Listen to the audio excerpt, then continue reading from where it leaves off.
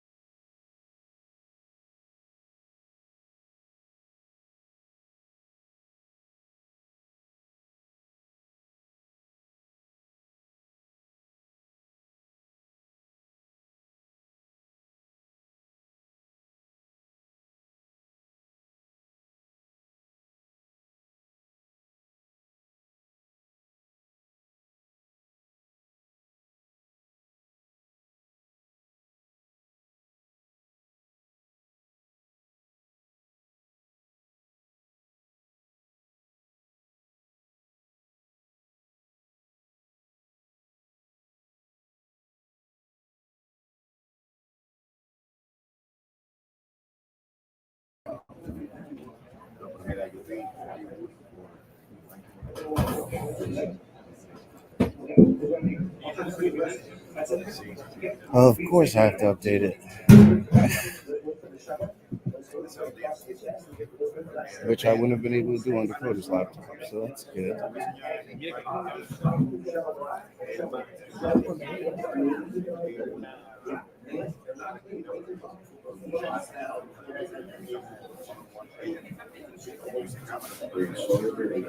Audio is live.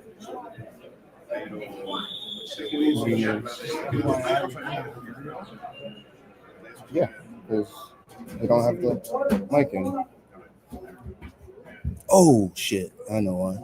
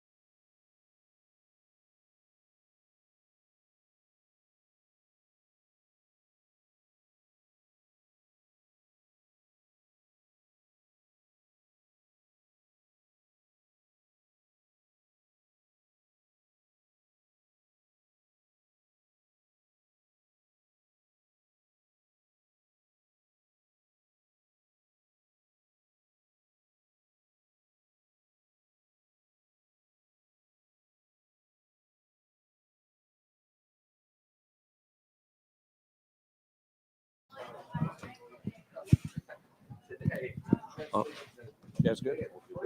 Oh, Matheus right here. Congratulations on the victory. Kicking off an historic card here at Madison Square Garden. I guess, what are the emotions after this win? Thank you so much, guys. I'm so grateful to be here. When you were facing with Slava Klaus, because he's obviously a very popular fighter and he gets these big spots quite a bit, he's known for his kind of wild style, kind of reckless fight, but he seemed maybe a little limited. The broadcast maybe thought there was something wrong with his knees in there. Did you feel like he was maybe a little more cautious in there from the fights that you had seen before?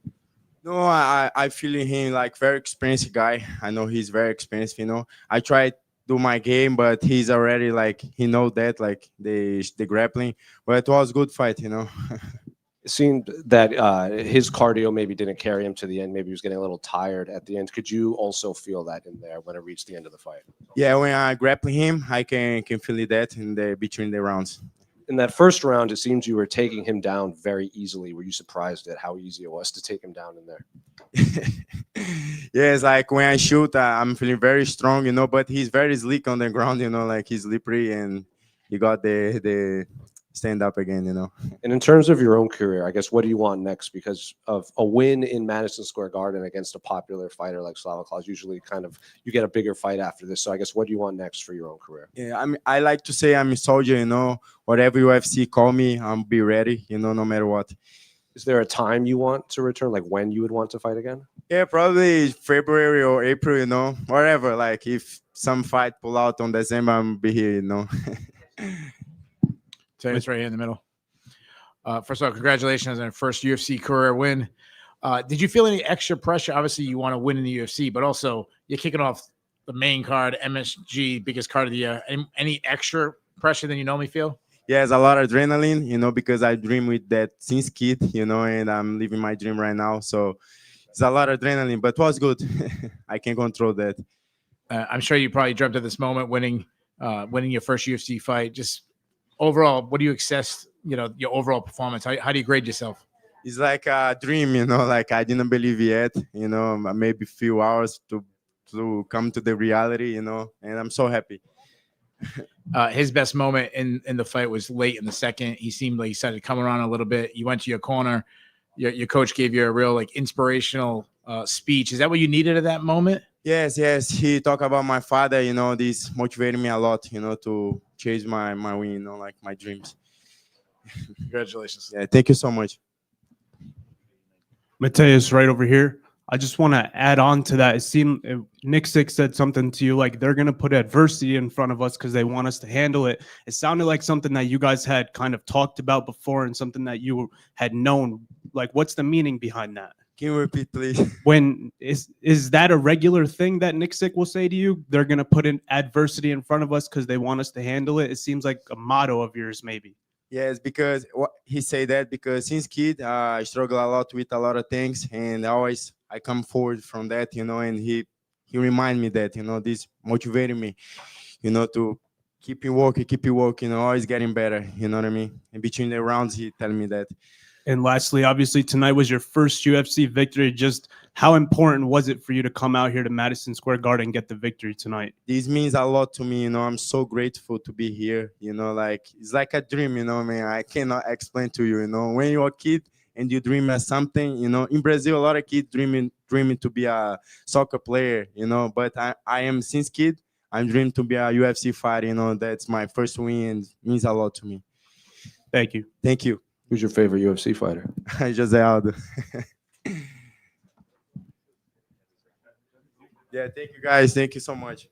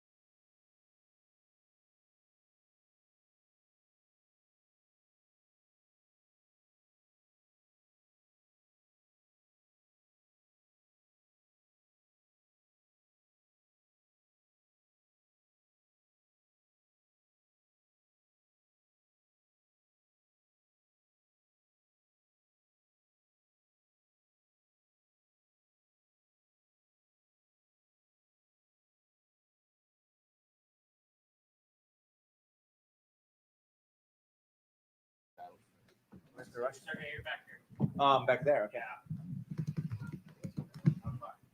Right next to that. It's good. You can move up if you want to. Yeah. You good? Yes, let's go. Baisangur, right here. Congratulations on the win. Before we get into the actual fight, how's the pizza? Thank you so much. Very good pizza. I remember after your UFC debut, you were a little critical of yourself. You weren't exactly happy with your performance. So after getting your second win here in Madison Square Garden, how would you grade your performance?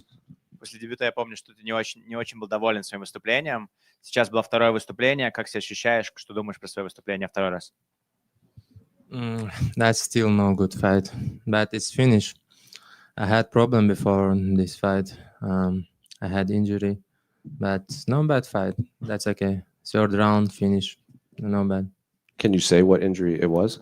Можешь сказать, что это было? Yeah, left leg ankle.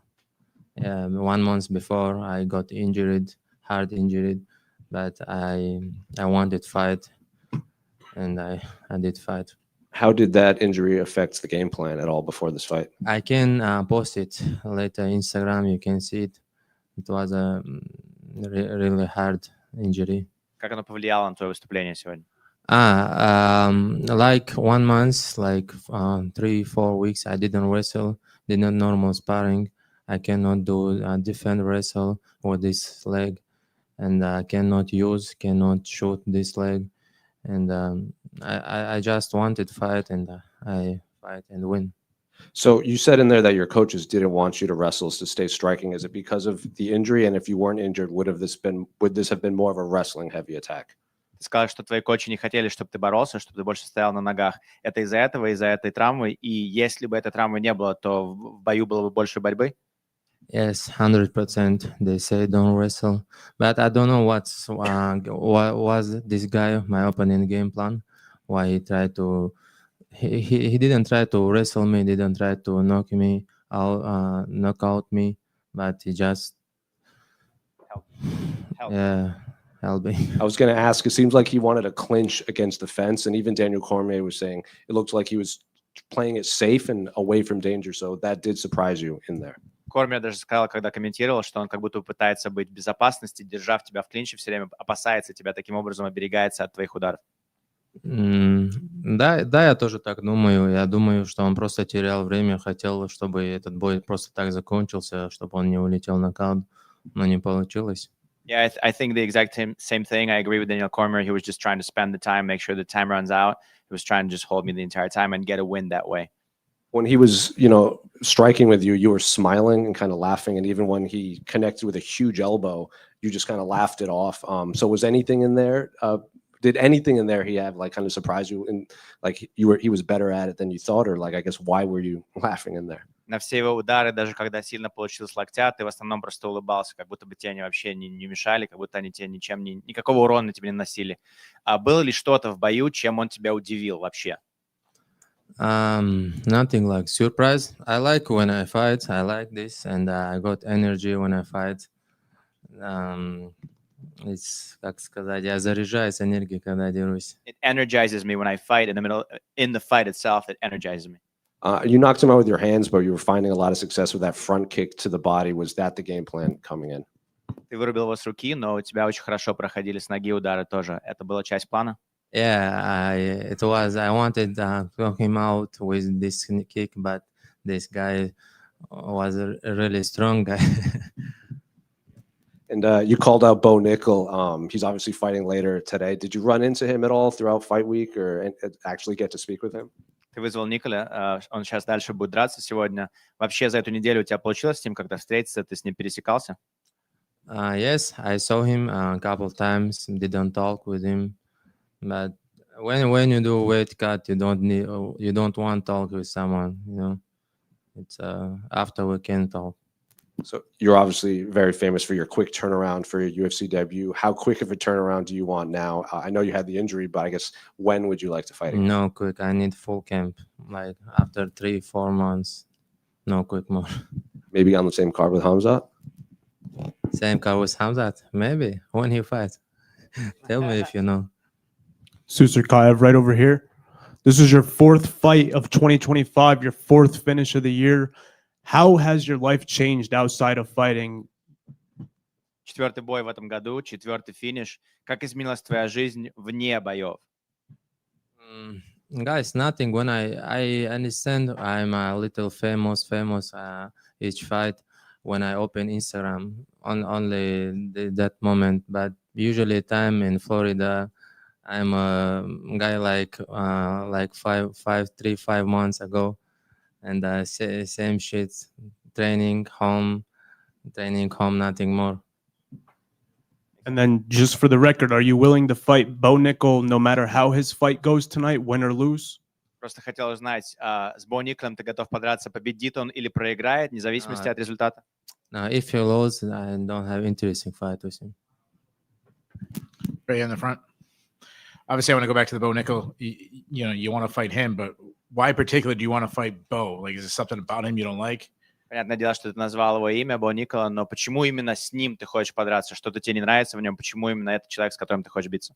No, he's good, maybe good guy, good fighter, and I think I can beat him easy. He's a famous guy. I want to beat someone like him, famous. He's a wrestler. I do easy fight with wrestlers.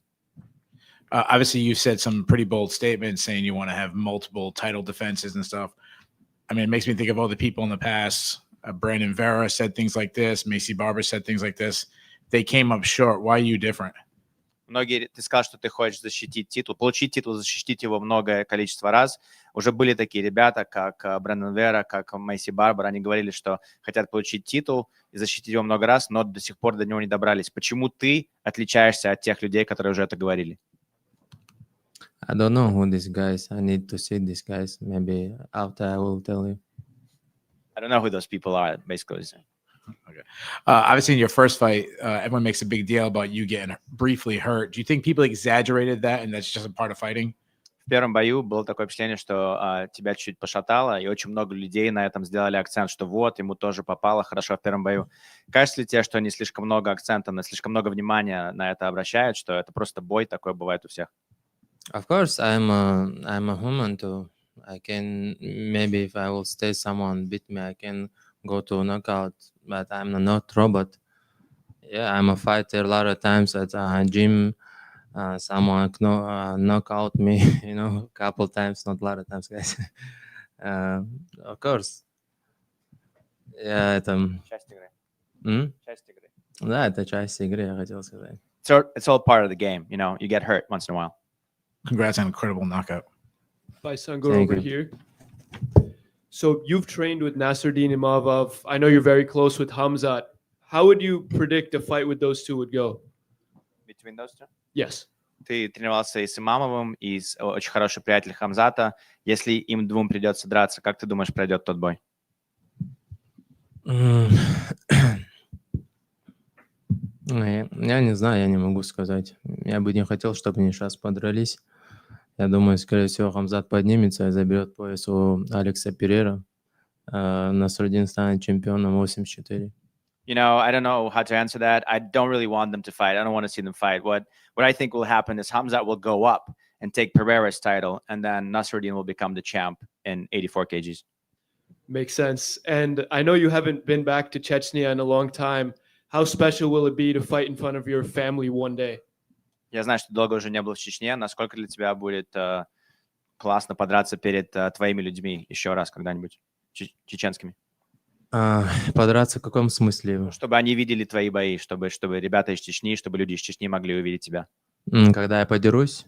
Да. Не просто по телевизору, а прийти на событие. Я не понимаю.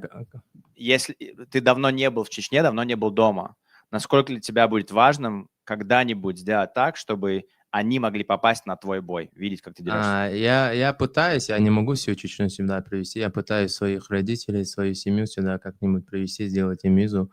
И если получится, я буду очень счастлив. И я думаю, до следующего боя, скорее всего, получится их привезти и перед ними подраться. I try. I can't bring the entire country of Chechnya over here, but for the people that are closest to me, like my parents, closest family, I'm trying to get them visas so they can come to the country. So hopefully, the sooner the better. Maybe next year I'll be able to fight in front of them. Baisangur, привет, с победой. Привет, спасибо. Я думаю, что он имел в виду просто коллега, что провести бой где-то в Абу-Даби или там в Сауде, может быть, чтобы больше твоих земляков смогло посетить, чем здесь, вот, например, в Штатах. Я думаю, такой вопрос был. И сразу перехожу тогда к своему вопросу. Что-то поменяется вот к следующему бою? Ты сказал, ты постоянно во Флориде находишься, там 3-4 месяца кэмп. Будет ли он где-то, может быть, в Пятигорске, там, при Эльбрусе, или все время будешь дальше продолжать тренироваться во Флориде? Is anything going to change for your next camp? You said that it's going to take about 3 or 4 months. You want the camp to last for about 3 months or so. Is anything going to change? Will you be able to go back home and train maybe somewhere home, or will the entire camp stay in Florida like it has been before? Приветствую. У меня сейчас документов нету, не могу выезжать из Америки. А так я был бы счастлив поехать домой, потренироваться у нас дома. У нас дома, я считаю, намного лучше тренировки, чем тут. И намного больше спарринг-партнеров. Как только я смогу, я домой полечу. А так, я думаю, когда Хамзат прилетит, я буду ему помогать и вместе готовиться. Но не знаю, когда это будет. You know, unfortunately, right now I don't have the papers to leave the country and train over there. Obviously, I would love to do that. I think the training camps home are much better. There's lots of really good training partners and sparring partners over there. But for now, I think I'm going to stay here and I'm going to wait for Hamzat to come over here and start his camp whenever that is going to be and train with him and train with his guys. And I think it's going to be great. Спасибо.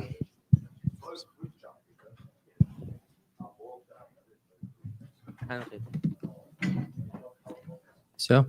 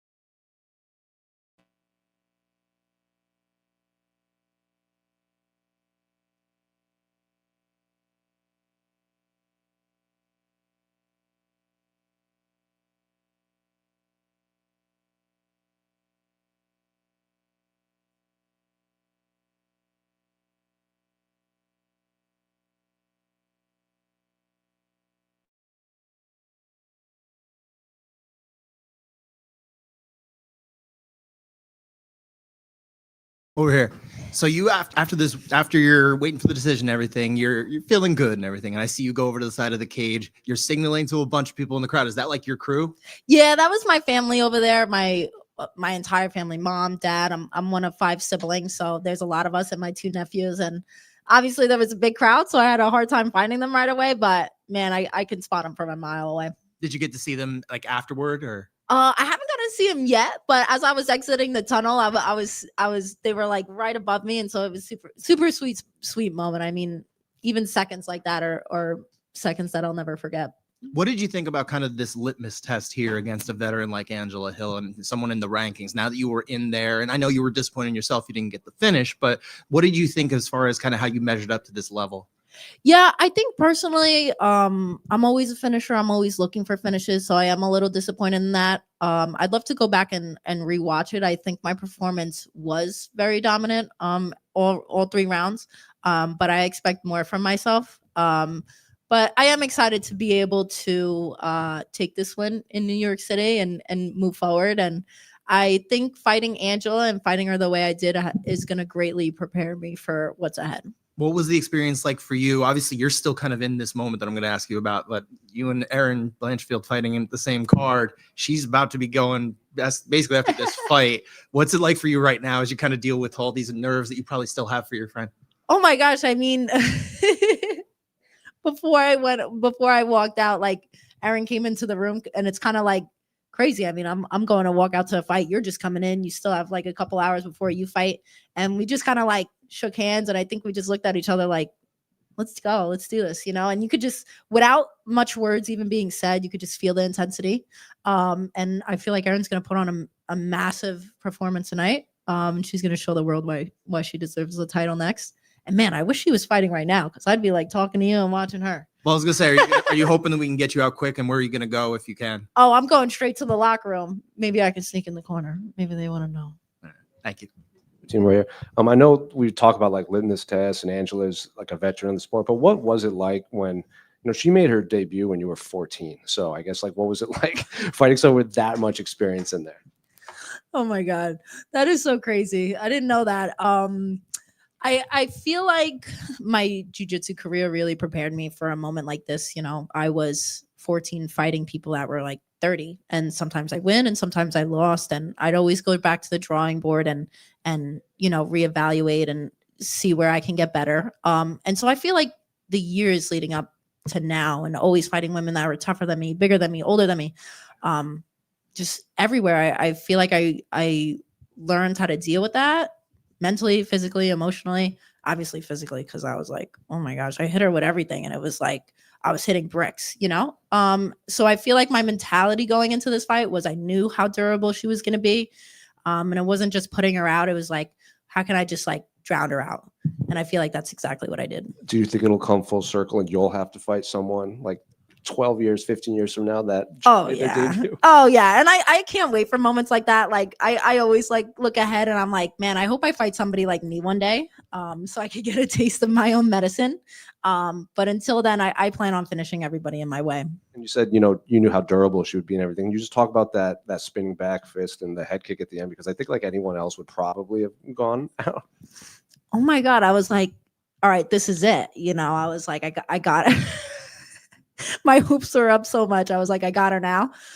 It just goes to show like who she is. Her resume really speaks for itself. I mean, I feel like people say that a lot, but I really realize it now fighting somebody like her, that her resume is no lie. Her wins, her losses, even just the tough fights she's been through. I mean, yeah, she's like going to be 41. I'm 25, she's tough as rocks, but I'm just super excited to be able to share the cage with her. And then like last one on Angela, you said, you knew it would be tough and veteran. She's seen everything in there, but like round 2, she clearly made adjustments and was stuffing the takedown. Did you kind of I'm not saying were you happy that happened, but like you must have had to change game plans on the fly and kind of show other avenues of your game too. Yeah, definitely. I mean, yeah, she changed her game plan. It's great. I mean, that was, I think for me, like, I'm so happy that was a tough fight for me, because I feel like I'm going to be able to go back and really learn so much from that. But hey, listen, I have a great team behind me, great corner. And I knew that I could overcome adversity. And that's exactly what happened. And as she's changing her game plan, I'm changing mine. And last one for me, 3-0, 2025. How would you grade your 2025? Like 95% out of 100. It would have been 100 out of 100 if I got it finished, but I'm going to say 95. How would you rate mine? I mean, it's pretty hard to go 3-0 in one calendar year in the UFC, and then cap it off in Madison Square Garden. Okay, I'll take perfect. it. Thank you. Fatima right here. So you were critical, saying that you're not too happy with your performance, but I mean, I see you taking on a crafty veteran who's really tough, and to me, it was like a pillar to post performance. You won the boxing, you won the kicking, you got the takedowns, you dominated the grappling. Why are you so critical? I mean, I thought you looked amazing tonight. Thank you. I feel like I don't know if I'm remembering it right or I'm just really hard on myself. I feel like I got to go back and watch it because I feel like everybody's saying like, "Oh, you did so well." Even my coaches were like, "Why are you so upset?" I just think I have just really high expectations for myself, and I guess maybe when I don't reach them, I'm not as happy. But I don't want my feelings to ruin my moment, so I'm trying to be like, "Oh, I did it." You know, if I see a number 12 next to my name next week, I forget I was ever unhappy. Obviously, this card is loaded top to bottom. The UFC can only do so much promotion, so many people. But there was a bunch of prospects that got a lot of attention this week. You didn't really get that. I mean, you've got one loss in your career, was short notice, up a weight against a stud. I mean, do you think the UFC kind of missed the opportunity and that you should have been the prospect getting the attention? Yeah, I do think so. I think when I see things like that and maybe other people getting more attention than I am, I just try to really stay style-minded and know that God has a plan for me and that, hey, if they don't want to believe in me now, I'm going to make them believe in me. And if it's not now, it'll be my next fight or it'll be my next fight. So I think my fights are going to speak for themselves. I feel like they already do. And I know when it's my time, it'll be my time. So at 25, you're at that age where you're not even in your prime yet. You can still make big leaps and improvement. I mean, it's hard to see where you can improve, but obviously I'm sure is there something you like, I need to work on this and I'm going to be better at this next fight? Yeah, I mean, I feel like I walked out of that cage with like 300 things that I could have done better. Even though I think I did really well. Yeah, I'm going to keep those to me though. I don't want to be spilling out my secrets to the rest of 115 because I'm coming after everybody that's ahead of me now. Congratulations. Thank you. Just want to hear from you. Talk about, what a tough fight it was. And I guess it's a twofold question. One of the judges did score the second round for Angela. So I guess what was your mindset going back to the stool after the second round? Did you ever feel in danger in that round? And then when they read the scorecards, what was going through your head? Man, that's crazy that they scored the second round for her. And I feel like that's exactly something where which makes me think like, oh, I didn't do so well because previous to like Jasmine, I've never even lost a round. And so when I hear I lose rounds, gives me like the ick. I really don't like it. But I wasn't too worried about the decision, honestly. I mean, I think my takedowns in the first round made it obvious. My ground and pound, my takedown in the third round made it obvious. I think I was really piecing her up on the feet. And this is exactly why I want to finish people because I don't want to leave anything in the hands of the judges. And obviously not everything's going to go exactly the way you want it to. But trust me, I'm going to be pushing hard to be finishing people even more now. If you saw a little bit of what I could do earlier this year, ain't nothing you're going to see in 2026. CFFC champs are doing very well tonight. I don't know if you saw everybody so far, 3-0. There's one left to go. Do you guys have a sort of a kinship amongst CFFC veterans when you guys see each other in the UFC? Yeah, I mean, I've come across Kyle a couple times. It was cool. Me and him actually were on the same CFFC card. Like, I don't know which card exactly it was, but we shared a card together. And so I think it's really cool to see like familiar faces that came from like the local scene now in the UFC. And yeah, I'm really glad that he's been able to obviously get in and do really well. Do you keep up with them? Do you still follow the CFFC and watch some of the bets? I know that the relationship with the UFC is starting to get a lot closer, but I don't know if you keep track of them. Do you see more people from the CFFC coming up to the UFC? Yeah, definitely. I mean, I feel like I really do try to follow amongst the people that helped me get to where I am today. And CFFC definitely gave me that platform. Obviously, I was able to take home 2 belts with them. And so I feel like without the people that gave me that chance, that I wouldn't be where I am today. And so, yeah, I'll support CFFC, and I go to their shows here and there in Philly and in Jersey. And so, yeah, I'm just, watching other people's careers succeed bring me a lot of joy. Fatima over here.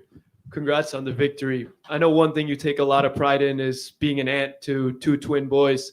How special was it to win in front of the whole family tonight at home? That might be my favorite question so far.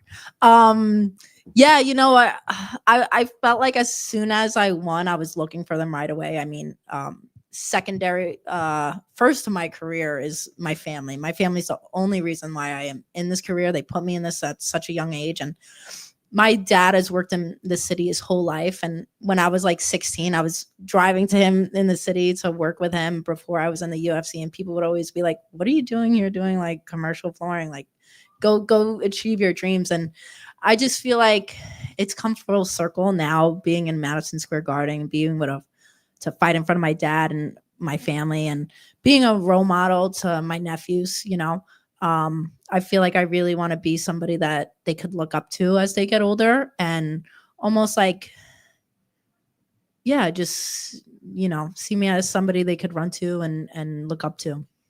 Congratulations. Thank you. Fatima over here. Hi. For 115 significant strikes, 4 takedowns, is there anything specifically that maybe you were looking for next in an opponent? Everybody, everything, anyone.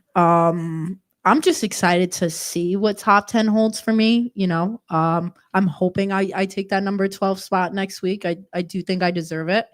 Yeah, I plan on improving everywhere. That's a lot of significant strikes and good amount of takedowns. But again, I feel like I could do better and better. I want to do better and better. I plan on shocking everybody every time I fight them. I never want to be predictable. I never want anybody to feel like they've got me. And I never want to give a round away. At the end of the fight, you had a pretty crazy combination where you're getting up from a takedown and you landed a wild spinning back fist to a right high kick. Do you just walk me through like the last minute of the fight for you? It seemed like you were really going for that finish at the end. Yeah, I was going for it because, man, I was desperate. I just wanted to finish. I mean, I love winning, but I think there's nothing like finishing. I feel like it's just like a super sweet moment when you're able to really take somebody out. It sounds crazy, but that's that's what it is. I just heard my coaches telling me to go. And again, I didn't want it to be close. I didn't want it to be even. I didn't want to be a split decision win. I wanted a finish, if anything, unanimous. I wanted to make it obvious. And so when I saw her down, I was just like, oh yeah, this is it, And the head kick landed as clean as could be. And it was like, it didn't even hurt her. And I was just like, in a way, I was shocked that like, oh my God, how much more damage does this girl take? But on the other hand, it was like really getting me like, all right, I will start throwing bricks, And so, yeah, I mean, I'm just happy that the fight went the way it did. I did get that unanimous decision. And yeah, she is like, man, really a brick wall. I mean, you got the oohs and ahs from the crowd, even though she didn't get the finish. But congratulations. Thank you.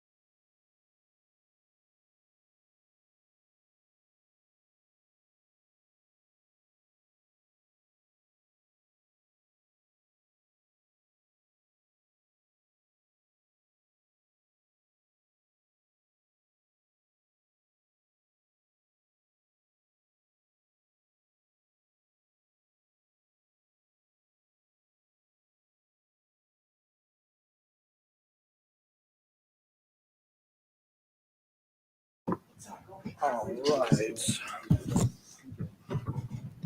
Good, Kenny. Good, Lee. Yeah, he doesn't want to go on that.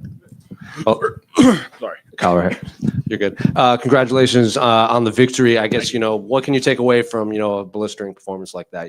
We've seen these before, and even if it's quick, fighters always pull something out of it. So I guess what do you pull from that win? Man, just being more patient on my feet, I think it was. I know last fight I was kind of patient, but I knew I kind of had to get to him quick.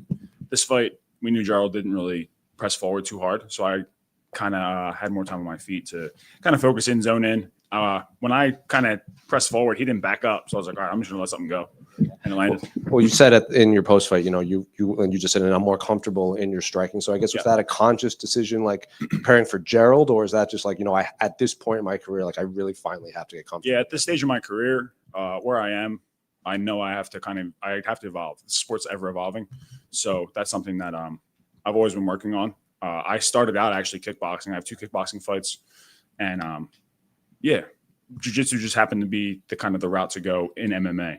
But yeah, I always have it as backup. A lot of people haven't seen it, but now it's showing, so it feels great. So how much of this camp was striking, or was it, normal? A lot of it was just striking. Like I'd say it was like 90% striking, and then about 10% like anti-wrestling. That was about it. Sure. And I'm not knocking Gerald, but is it because, Gerald's not, known for his striking ability in there that you could kind of really focus on that, knowing that both of you guys have such high level jiu-jitsu? It's not like you have to kind of game plan for that aspect of it. Yeah, again, like you said, nothing against Gerald. He's an amazing fighter, very good. He's got a lot of fights. He's very experienced. Those guys are very dangerous when you're in there fighting against them. But his striking game really never evolved. If you look at it, it's kind of always been the same. So I knew I could take advantage of that. Yeah. Did you get a chance to talk to Gerald after? I know he's kind of going through some stuff with the loss of his coach, Duke Rufus, and everything. No, I did not. I rest in peace to Duke Rufus. He's a great guy. I know he started there, and I know he was down at Killcliff, and now he's at Valley Flag. I think that's who he is, somewhere like that. Yeah. Now I spoke to him a little bit afterwards. I just said I respect you. I'm very grateful that he took the fight. I respect all these guys that step in the cage. It takes a lot for us to go through a 10-week or 12-week camp and step in the cage in front of all these people and, win or lose or, get a draw or whatever. But yeah, I respect all my opponents, but when we're in there, respect's out the window. Any word from your wife yet?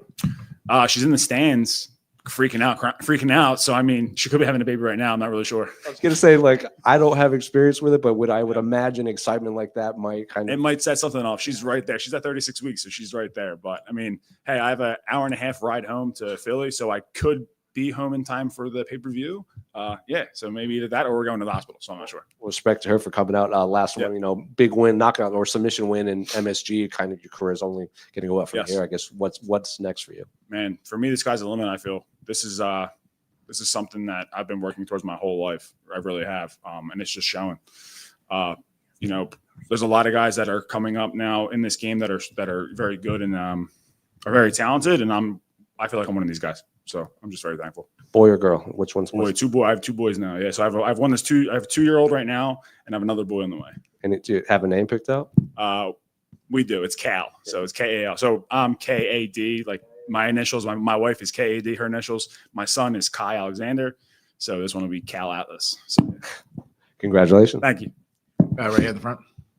Congratulations tonight. Thank you. I want to go back 3 years ago. You were cut by the UFC. Yeah, man. Fast forward 3 years later, you got 2 stoppages in under a minute. You're in Madison Square Garden winning. I mean, talk me through your mindset when you were cut then that, to put yourself in a situation these years later. Yeah, I knew it was something that when it had happened at first, I knew I was, obviously I was upset about it and annoyed about it. But I told myself I can either stay here and be annoyed about it and just harp on it the whole time, or I can make them think it was a mistake and just keep winning and get back here. I really just want to show that my career and my lifestyle is something that is an example of guys that, they struggle in their life and then they come back. That was a struggle that I had. I was cut from the UFC, and I was going to tell myself, like, this isn't how I'm going to finish my career. I'm not just going to be a regional fighter for the rest of my life. Like, I'm going to get back to the big stage. And I'm going to make a statement. And that's just kind of the momentum that I've had. I'm on a 6-fight winning streak now, so it feels great. And during the fight, obviously, there wasn't a lot of action. Yeah. It was obviously, well, there was a lot of action, but it was very quick. Very quick, yes. You put in the submission. At one point, you look up at Herb Dean, you said something. Was he saying he was out? I thought he was. So when I grabbed him and locked him up and I started to squeeze him, like he kind of shifted a little bit and it felt like he went limp. So I said to Herb, I was like, I think he might be out. And then as soon as Herb checked his arm, I guess he stopped it because he tapped. I didn't feel a tap, but he did tap. Obviously, right after this, you'd be on dad duty. Yeah. How long? I mean, it's a turnaround because obviously your life is going to change even more with the second baby. Definitely. Hey, I told myself that I'll be ranked by the middle of next year. So whether they give me a ranked opponent next or, they give me somebody who will get me there, that's going to be the goal. Yeah, my wife is due with the baby soon. So we'll take a couple months of being a father of two and then kind of just going from there. Congratulations. Thank you. Kyle, over here. So you get the knockdown, and then there's, I don't know, maybe there was a beat or something like that, but it almost looks like I could decide where I want to go with this submission, and then you dial up the Darce Knight. So, I mean, was there any sort of like thinking there, or was it really all instinct? It was kind of, it was instinct. Like, I won't say that I was in there like solely focused in. I knew when I hit him, he went to the ground, and it was kind of just second nature to just jump on top of him and look for a submission. That's kind of what I do in these fights. I hurt these guys, and then I just kind of jump to a submission because I know that they're vulnerable in those positions. A majority of the time it works out. But I knew with this game plan that we had, if I did hit him, we were going to circle to his head. That way we couldn't engage in his jiu-jitsu. But the way he fell and then just kind of rolled back in the position I was in, I just dropped down and went for the Darce. And obviously you did all of your work to kind of get back here in CFFC and regional promotion. We just had Fatima Kline in here as well, and she was kind of talking about that, the brotherhood, the sisterhood, the family kind of extended family of everybody coming out from CFFC. Do you feel that as well? Yeah, it's great, dude. Philly's coming up there now. We got, we had Pat win the fight. He was a CFFC guy. Fatima won. I won. Sean's fighting later tonight. So it's great to see these guys and girls, coming up, getting the recognition that they deserve. We're not we're a fight city, but we don't have a ton of guys that are, up here in the UFC. So it's just great to see these guys, climbing the ranks. There was a Pennsylvania feel to this card, probably even more than New York or New Jersey, strangely enough. I mean, when are we going to get back to Pennsylvania? Are you going to start pushing for that? You guys got to start kind of getting louder, right? I hope so. I mean, I would say with the state of the UFC right now and everything like that, Sean wins tonight. I feel like they'll definitely put a card in Philadelphia at the Xfinity Mobile Arena now, not the Wells Fargo. Yeah, Xfinity Mobile. But yeah, I mean, hey, we have enough people both regionally and in the UFC to stack a card up. So I mean, it only seems right. Will there be a marketing campaign to get you on that card? Hell yeah, definitely. Of course. Thank you. Kyle, quick one right over here. What's changed in order to get you on this new stride that it seems like you're on in your career? Man, just the confidence in my ability, really. I'm undefeated regionally, so I just had to put that in the back of my mind, stepping up here. A lot of guys see these bright lights and they go in here and they're like, they let the lights get to them. I feel like that's something that I did in the first stint in my UFC run. But yeah, fights like these, venues like these and organizations like this, there is no difference between, here and regionally. The only thing that's different is how they run their businesses. Obviously, the money is money and whatnot. The regional scenes don't pay enough, but the way that the UFC runs their shows is perfect and great. But again, you're stepping into a cage to fight somebody, and you do that regionally. There's no different to not be able to do it here. Thank you. Thank you. Cool. Thanks, guys. Appreciate it.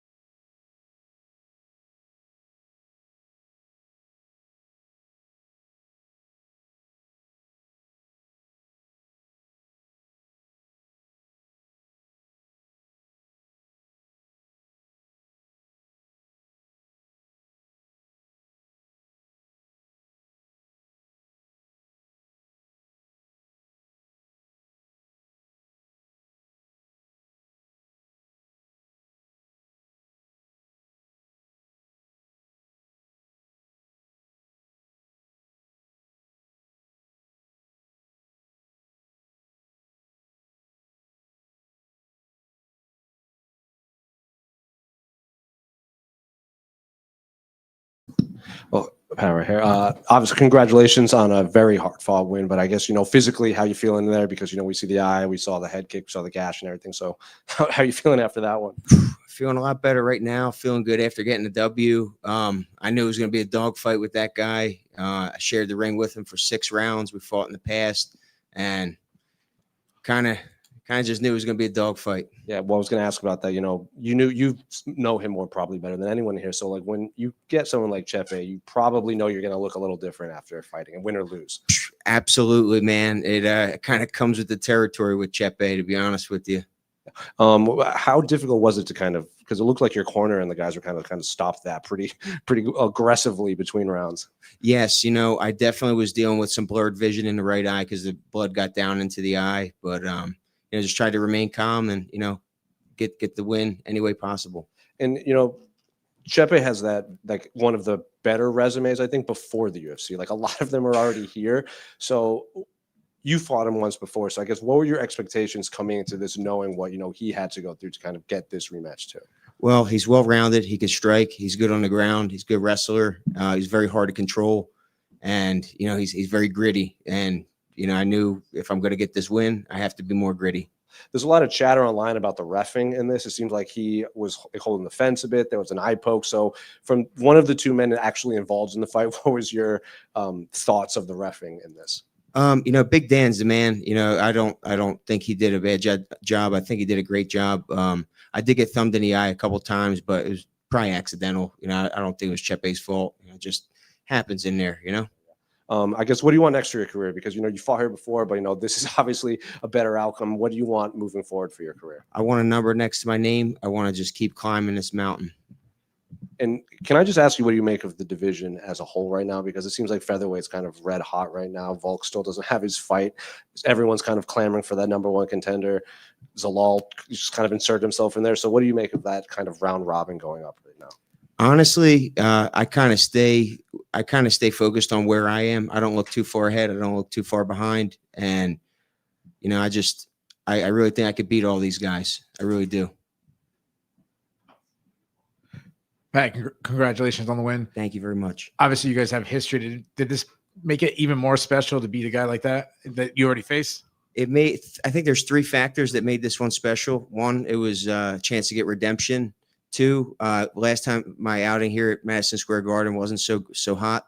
And the 3rd one is he has a win over a guy that beat me in Damon Jackson, which I would love to get back, by the way, any day, anytime. So those 3 factors definitely made this one special. Going back to the referee at the end of the second round, both you and Chepe both said something to the referee. What were you guys saying to him? I think it was something about the fence grab or the eye poke. It was one of those two. There's definitely a lot of dialogue in this fight for sure. Obviously, you said you want to be ranked. You want to fight someone top. Do you have someone in particular you'd like?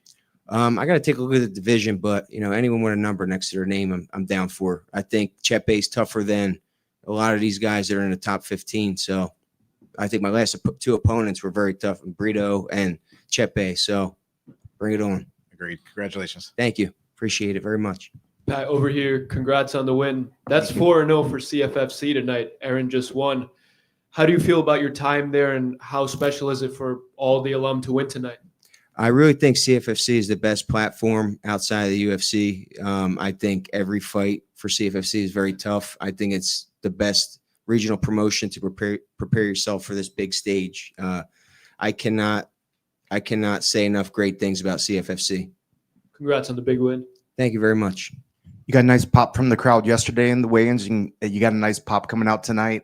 And I'm sure the walk back with the crowd was a little bit different than last time you were here, but how special was that? And what do you attribute to that love from the fans? It warms my heart. It definitely makes me want to fight harder. And it's nice to feel some appreciation after all the hard years and dedication I put into the sport. It's amazing. Thank you, guys. Appreciate you.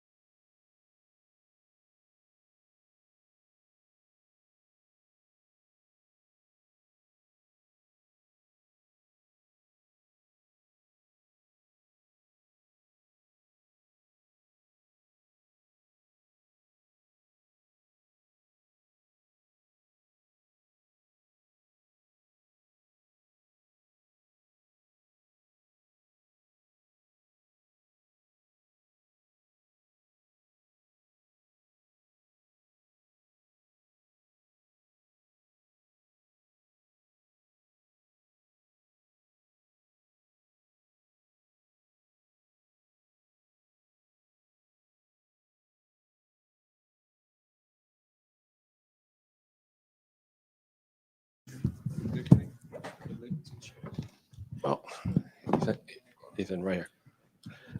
Congratulations on the victory. I don't think many of us expected to see not just fighting tonight, but maybe back here. I'm sure a lot of people were kind of surprised, not just here but around the world. So I guess just walk us through the last 48 hours of your career, because this has got to be a whirlwind of a week. Oh yeah, there's definitely a lot of comments all across social media, and I mean, you heard the crowd. That's been the last 3 crowds that I've shown up to, though. I got a lot of boos, and then there's a lot of cheering for the other guy. The last 2 were by knockout. This one wasn't as clean, but I put on a performance all the same. The last 48 hours, Thursday morning, I woke up past my alarms. There's about 25 missed calls on my cell phone, and they said, "Hey, the UFC is calling. You better get up and get ready." And so I went. I cut weight before they even said yes, and then there was all sorts of medicals I had to go get done. So I drove all around LA till about 8 o'clock at night. And then I jammed straight to LAX. My brother drove me all around. And then I jammed straight to LAX, flew out at 11 o'clock, got here, sat in traffic, got to the hotel 7:30, 8 o'clock, went, jumped on the scale. And then obviously the rest has come to fruition, fighting an MSG pro debut on 2 days notice. And now I get to sit here and do media with you guys. Was there any hesitation at all, or was it just like UFC calls? You're like, I'm ready. Let's do it. No, zero hesitation. I've known that I belong here for a long time.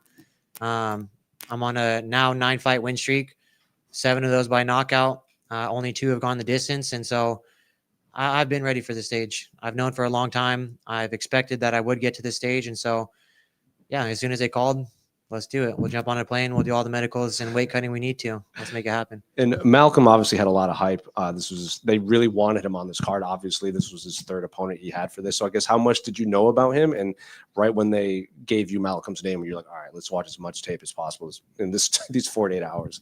I knew plenty about Malcolm. Anytime I see bantamweight in the men's division on the UFC, I tune in and I watch it closely. So, like I said, I've been planning for this for a long time.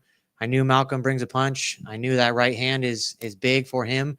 I knew he puts people out, and I was prepared for it. There's not a lot of film on him. You watch his old stuff. That's about it. I knew he had the power.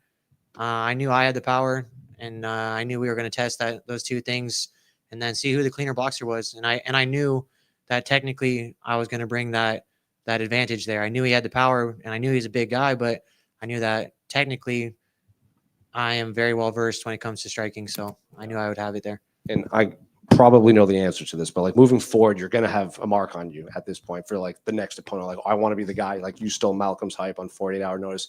I want that hype now. So I'm sure that's something you welcome, but I guess when would you want to fight again? I'm sure you would want at least more than 48 hours to prepare. Yeah.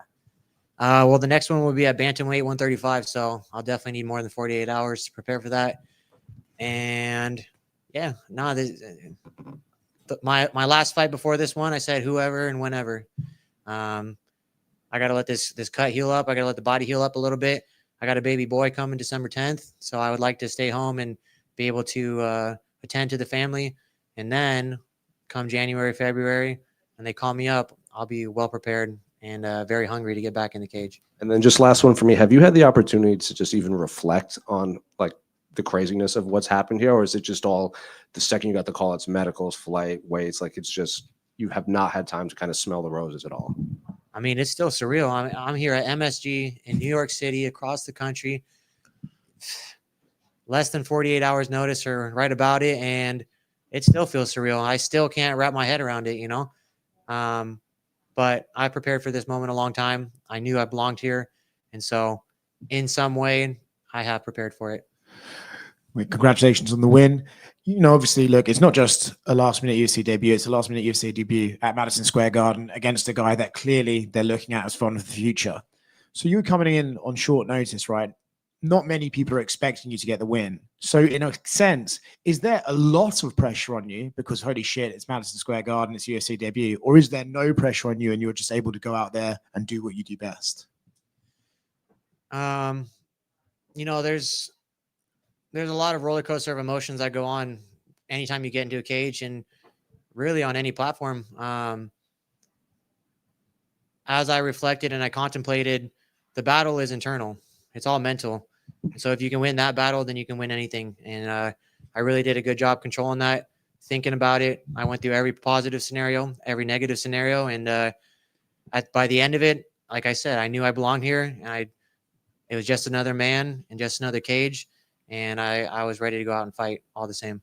In terms of skill level, it's clear that you're very, very good at this. And it's interesting, right? Because now you've beaten Malcolm, and as Jose said, you've kind of taken his hype. But I wonder if you being in there with him, you sort of think, actually, no, he's also very, very good. And we're just kind of the future of this division. And the rest of us haven't realized that yet. Yeah, I know he's top level. I know he has a lot of hype behind him, and he's a fantastic fighter. There's no question about it. He's finished a lot of great fighters in spectacular fashion, but I am the future of this division. I'm ready for everything. I'm here to take all the marbles, and like I said, I prepare above and beyond, and I believe that I belonged here for a long time, and now you guys got to see it firsthand, and I'm ready to take over everything. And last one for me, right? There's multiple ways you can handle a UFC career. You've come in and made a splash right away. So next time out, are you happy to just sort of work your way up the rankings, improve as a fighter, or are you ready to get in there with the big name that Malcolm would have probably got next, right? Which one would you rather go? Hey, you guys saw how it worked out when they threw me against a top level competition. So, you know, whatever they want to do, if it pushes numbers, if it's very exciting and it gets the fans and the crowd all riled up, and it gives me the opportunity to fight the best and really prove that I'm the baddest man at 135 or 145 pounds, then I'm ready to do it. Ethyn, right back here. Yeah, right in the middle. Just to clarify something. So you got a whole bunch of missed calls from the UFC, or was it like a manager or somebody else calling you? It was my coach, my manager, my dad, my sister.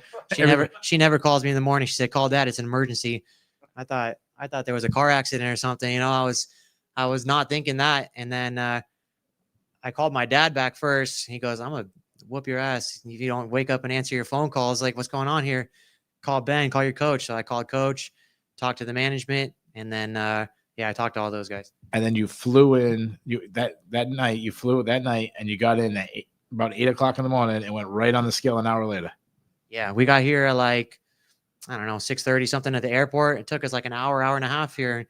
I live in LA. I think the traffic is bad there, but man, it was crazy. It was dead stop. So when I got here, it was 7:30, maybe closer to 8. And I checked weight and then had to get the official Venom underwear on, and then went and jumped on the real scale and did it. Did you have to cut any weight? And how much did you have to cut?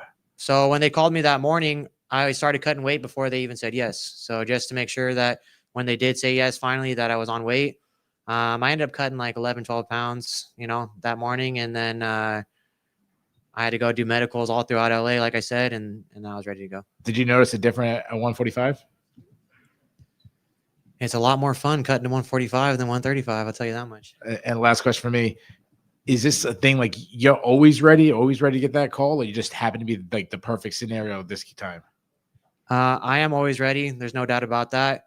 But I just came off of a KO win last weekend. So I definitely had some in and out and was sitting and relaxing a little bit this week, but I'm ready to go. Congratulations. Ethyn, right over here. If I'm not mistaken, last week at A1 Combat, you kind of spoke this into existence. You had an interview. You said, like, when the UFC calls X, Y, and Z, if you don't mind, kind of share some of those things you had said, but like it happened. So what's your reactions to just like literally speaking it into existence? I believe heavily in that, the law of attraction and manifesting things. You know, when you speak it out loud, when you tell people it's going to happen, but most importantly, you go and you work very hard for it, then I really, truly believe that's how things work. And yeah, in my post-fight interview, I said, I'm sharp now. I'm ready now. I said, you know, I want to be in the UFC. I said, I believe I'm UFC caliber. And then I finished with saying, I know I'm UFC caliber. Like I've said in a couple of questions earlier, I truly believe that this has been a long time coming. I remember being a young man, young boy, sitting and watching the UFC and saying, I'm going to be there one day. And I believed it for a long time. So here I am. And tonight, obviously, you introduced your fighting style to the world, at least to the people who hadn't seen it before. Is there anything we should know about you as a person too? Like anything that you find cool about yourself, you know, that we should know as well? I mean, what's not cool about me, you know? The coolest things. I mean, you know, I come from a big family. I'm the oldest of 8. I got a whole bunch of munchkins at home that are at my parents' house that I really try hard to be an example to. I got a little baby boy coming December 10th, which is very important to me. I'm an avid outdoorsman. I like to spearfish, and this is not the only adrenaline seeking that I do. So, yeah, anything that's outdoors, anything that's adventurous, I love it. But, you know, biggest is that I'm a family man. Those things are very important to me. And I'm a God-fearing man as well. That's the most important thing to me. and lastly, Uriah Faber's in attendance tonight. He was in one of the corners. Obviously, you fought for his promotion last week. Have you been able to speak to him tonight at all? I haven't seen him tonight. No, I haven't had that opportunity. Thank you. Congratulations. Had you even been to New York before? I mean, was it? No, this is the first time. This is the first time in New York. First time at Madison Square Garden. First time in the UFC. I mean, what do you think as you were coming to New York? I mean, you even thinking about the city? You're only thinking about the fight, or like? Yeah, I got to go stand at Times Square last night. We took a little stroll, and you know, this is a thing of destiny. That's kind of what I kept repeating to myself. There would not be. I would not be here if it wasn't for a very, very special reason to not only debut in the UFC on short notice, but to be in Madison Square Garden is spectacular. It's amazing to be in this big of a city where so much happens. Yeah, I thought a lot about it, and this was a thing of destiny. This Were you saying that even as you're sitting in Times Square? Like, this is a thing? Yeah, you sit and you look at the lights and you ask yourself, you know, like, is this all real? Am I supposed to be here? And as you contemplate it, it's like, yeah, this is it. This is, I've watched this as a young boy. I planned for this for a long time. I put in the work coming up, and now I'm here. Now I'm all the big promos, all the big lights and action, all the big movies. This is where it happens. And that's why I'm here, because I'm here to put on a show. What was it like walking into the Garden and looking around at it's probably the biggest place you fought, right? I mean, yeah. Well, last night was cool. You know, that you're all VIP walking through the back and all that stuff. You get to sit behind the curtain as you're waiting to do the weigh-ins. You know, you got that picture of Connor where he's standing in front of the crowd at the weigh-ins flexing, and you just see this just never-ending rows of people. And I look at that picture often, and I manifest that I was going to be there standing in front of them. So then I get to stand on Ali versus Frazier's weigh-in scale, which is monumentous. I mean, I watch the boxing stuff. I'm very into the boxing stuff now as I've done more of it. And yeah, it's a thing of destiny. All those times that you would watch these UFC fights and you wouldn't be a part of it, what was it doing to you? Was it eating you up? What were you saying? What were you doing? Yeah, I would watch guys and just know I can not only compete with those guys, but I'm, you know, I think that I can go and finish these guys even. I'm definitely meant to be there.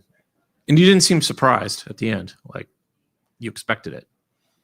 Yeah, you know, I just went 15 minutes with the guy, and we went back and forth. And yeah, I mean, I definitely landed the better shots. I had a couple takedowns to secure it. You know, he hit me with some clean things, but there got to a point where I just was like, this guy can't hurt me. And so once it was all said and done, I knew I had secured that victory. And one last thing, what did he say to you at the end? It looked like he was talking to you. He just, you know, he gave me major props, which was very cool of him. He's a hell of a competitor. He's a great guy. He was very cool every interaction we had. And he said, he's like, I've not only fought some of the best in the world, but I finished them spectacularly.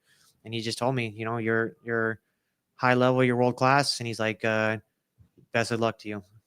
Just want to hear from me. Your Octagon interview, you did make a plea for a bonus. It's kind of an unwritten rule sometimes when asking Dana for a bonus. Sometimes he doesn't give it out. But have you had a chance to talk to Dana? Obviously, the circumstances surrounding this fight, you would hope that you would get that 50K, right? Well, I just said, Dana, you saw that performance, right? Have you spoken to him at all? Yeah, we went through all the secret tunnels up to the penthouse suite, and we got to meet with Dana and have a conversation. So it was very cool. Over here. So I don't know how much you know about New York sports history or whatever, but the name Ewing hovers over this this arena, and it looms very large in this city. How aware were you of Patrick Ewing? Well, we have a long lost relation to one another.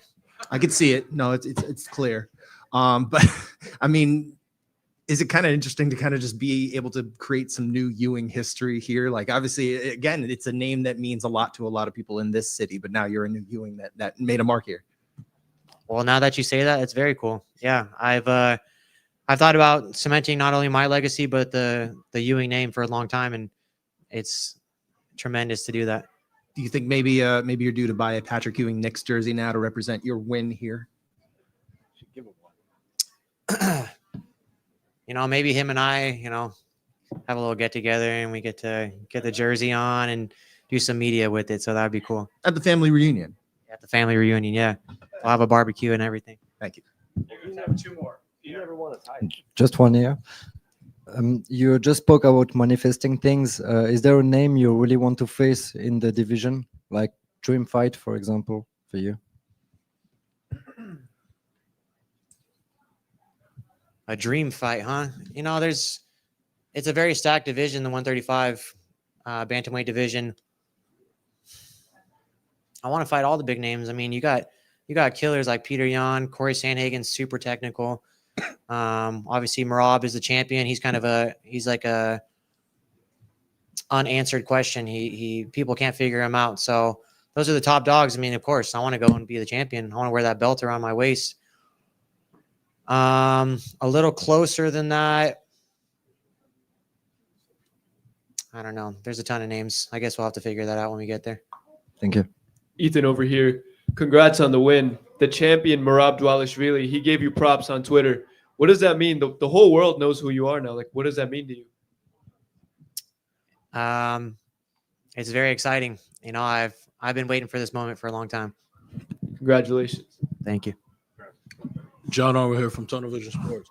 I just wanted to simply, you said the last couple of fights you've kind of come in and embraced the underdog role and kind of, you know, embraced the upset. With that being said, you know, what type of mentality you have to tap in to build off that momentum? You know, I just make sure I'm solid before I go into it. Last time I was in Sacramento, you know, with the Sacramento crowd, and the time before that I was in Minnesota with the hometown Minnesota fighter. So I knew that. I mean, you guys saw the weigh-ins. You know, they booed me on the way out, and then they got all crazy for Malcolm. I know this guy's a fan favorite. I know he's got so much hype behind him. He was 10-0. He's undefeated. But I love it. You know, I love it. They all start booing, and then he comes out and they go crazy, and I just get a big old smile on my face, and I'm like, let's do this. The people are going to know who Ethyn Ewing is after this one, and I love it. I love being the underdog. I've been that way my whole career, from being a wrestler growing up. I never was with the big team and the big schools and the big names. I never had that. But I've always had the ability to work the hardest and to dream the biggest and sacrifice the most. And so I love when they cheer for the other guy. It gets me riled up.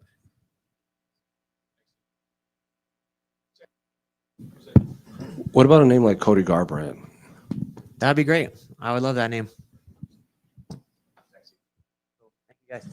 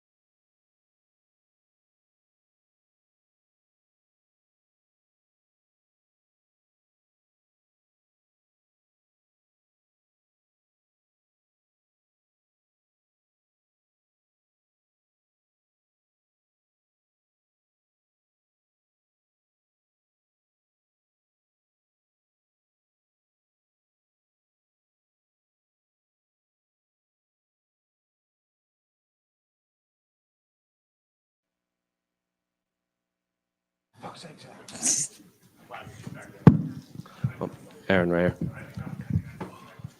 here. Congratulations on the victory. I guess what are the emotions after getting another win at Madison Square Garden, avenging a loss, getting the finish? Kind of must be like the perfect scenario for you. Oh, it is perfect. I mean, it's at MSG. I was able to get another finish like I did a couple of years ago. My teammate Fatima Kline also won her fight. Yeah, I couldn't be happier. Seems like the first round was much more stand-up attack than I guess we expected. So I guess was that the game plan early, or is something in there you're like it just kind of happened to be stand-up kind of affair? Yeah, I mean, I knew she's a good wrestler too, so I didn't want to like kind of shoot right off the bat and kind of get stuffed in those positions. So I wanted to work some more of my striking and then push the pace in the second round. Were you surprised she was the one that kind of engaged the grappling there? No, I'm not. I mean, that's what she does. She has good boxing, but she's come up as a wrestler, so it made sense. And I guess, can you just walk us through the submission? Because it seems like you had something earlier and then you got the other one, which kind of she shot and then you got the submission. Yeah, I think I shot a double leg, kind of ran her right across the cage. Then I was on the side, I was hitting her, and then I saw her neck, and I went for it. I didn't feel like the angle was great, but I felt like I had enough of an angle to put a squeeze on it. And then once she felt the pressure, she kind of bellied up for me, and then it was locked in. Did you feel any like substantial strength advantage in there? Because it seems like kind of once you got a hold of her, you seem to kind of be able to control her pretty easily. She's a strong girl too. I think I just understood some positions better and was able to move a little bit quicker. She's strong, but I don't think she was able to move as much as I was. And I guess, what do you want next for your career? Because obviously we got the title fight tonight, but then Manon's just coming off the big win. You're coming off a win. What, I guess, makes sense for you? Because I feel like at this point you can kind of navigate your career to the title. Yeah, I mean, I'd love a title shot. Valentina and Weili are fighting tonight. I got a big finish on the same card. I think it just makes sense. I've been in the top 5 for a couple of years now. I've had some big finishes. I think it makes sense. Do you think, the fact that Manon came off the win, Natalia Silva is also kind of doing her thing, that it's kind of a 3-way race between you guys for like the next title shot? Or I guess even if Weili wins, they could, I guess, run it back right away with those two. Yeah, you never know. So many things change in MMA, like who's ready and when it can happen. So I'll just be ready for a title shot when it comes. Erin, over here. So obviously this was an interesting night for both you and Fatima, being teammates and friends, and also fighting on the same card, preparing for the same card, working toward this night. Can you take me kind of through, especially the moments from when she was fighting and you're preparing for your own fight at the same time? Yeah, that was pretty crazy because she got to the venue earlier. I came a little bit later. I was able to watch her fight like in the locker room. And I'm getting ready for my own fight, so I was trying not to get like too, I guess, like amped up. Like I was very happy for her and proud of her that she got a great win, and should be in the rankings on Tuesday. But yeah, it was awesome to watch her get that win. Then my coaches came back, I warmed up, and I was able to see her before my fight. And yeah, her getting a win just made me want to win that much more. Did it make it a little easier that kind of she was basically in control most of that fight? You didn't really have this, kind of up and down emotions as it's kind of going back and forth so much? Yeah, she was definitely dominant, so it made it a lot easier to be like relaxed. I'm like, oh, she's like easily winning. And she put a really good like at the end when she like hit her with the back fist and hit her with a head kick, she really put a marker on that fight. So I knew she had won. And then obviously your fight itself, there is that, I don't want to call it a slower start. You're talking about strategy. You're trying to work toward that second round, but there is a pattern to your fights. You do kind of tend to come on more strongly in those second and third, and then championship rounds in those later, longer fights that you've had. When you come back down to a 3-round fight, as we had here, instead of a 5, like how much more is you're kind of like walking like a knife's edge there? Yeah, you definitely need to keep the pace up higher. Like if you lose one round, you better win the next 2 or get a finish. So I knew that going to the fight, and yeah, I just had to put a higher pace. Thank you. No problem. Erin, right here in the front. First of all, congratulations on the win. I think you looked awesome. Since you came to the UFC, everyone's been mentioning Tracy Cortez because your first fight was extremely close. How relieved you are just to get past that and to obviously avenge a loss? Yeah, it feels great. That fight was so long ago. I was only 19. I feel like, it kind of, that loss has followed me like my entire career, and I've been able to get up to the top 5, and it was still something that was like a question, especially as she was moving up the rankings. So it definitely feels good to have that fight again and really put a statement and put a finish on that. Any worry that, we have these welterweights on the card and they're all calling for the the main event against, the winner of the main event, but you're kind of being soft spoken. You're not saying like, oh, I definitely deserve it. I'm the highest ranked person. I just got to finish off a great person, great fighter. Are you worried that like you're not being the squeaky wheel, so you're not going to get the oil? No, I mean, I think when you win fights, things will come to you. So you just need to keep winning and be undeniable. Obviously, I think everything lines up perfect. You just got a great finish. You're on the same schedule as you mentioned. Do you have a preference between Valentina and Weili, and one that you think you're like, I definitely could beat this one? Not necessarily. I mean, I think Valentina is going to win tonight, and I'd love to fight her. She's someone I've been watching since I was in high school. So if I had to pick, I'd love to fight Valentina. And last question for me. Your teammate looked incredible tonight. The one thing she said was that she didn't get a finish. You did get a finish. Any chance you go over there and brag a little bit to her? Yeah, she did. She was happy. She's like, oh, you did exactly what I wanted to do. So we both got wins, and I think that was great. So yeah, we'll be happy with that. Congratulations. Thank you. John Armour here from Tunnel Vision Sports. Coming off your fight from Rose, it was a tight fight. However, taking that year off and preparing just for this moment, and ultimately bringing the win back to Jersey. What does this all mean to you, and kind of what did you tap into in that year to kind of prepare for this moment? Yeah, I was supposed to fight earlier this year in May, and that didn't end up happening. So, I still felt like I had grown as a fighter throughout that camp. I just didn't get the experience of a fight. But it felt really great. It's been like a year since I was being able to fight. So it felt really good being able to get back in there and get a win. Just right there. You just get a win back against someone you already lose. There is a second fight. Manon, is there something you want, a rematch against her before Valentina, for example? Yeah, I would love to fight Manon again. I would love to redeem like any losses I've had, just to like wipe my record clean, Yeah, if that fight happens again, I would definitely want to take that. And you already have an idea of what you can make different in this potential rematch? Yeah, that's something I'd have to go over with my coaches, look over the first fight, like what happened. Kind of very similar to what I did like in this Tracy fight. I had lost that first fight, looked over it. We've changed a lot of things, grew as a fighter, and that'd be the same thing I would do again. Thank you. No problem. Erin over here, back here. Yes. Oh. Congrats on the win. You and your teammate Fatima Kline, you train a lot, but you spend a lot of time together. What's the most important thing you've learned from her outside of fighting? Yeah, she's just I guess outside of fight, but like in person as well. Like she's very like with her fighting, she's very organized, very just a consistent of a person. Like she's always pushing. And yeah, I feel like that's something I've definitely taken, especially in this camp. Like it's just been nice having someone to go through it with and just like be consistent with. And do you get more nervous when you fight or when she fights?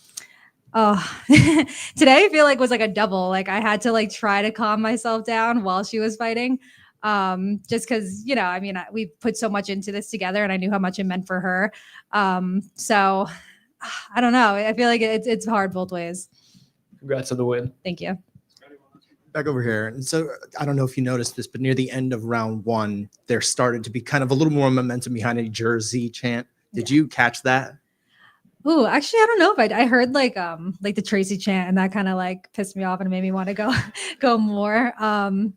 But yeah, I would have to watch that back and hear that. That's cool though. But you don't catch that, like you're kind of too much in the moment, huh?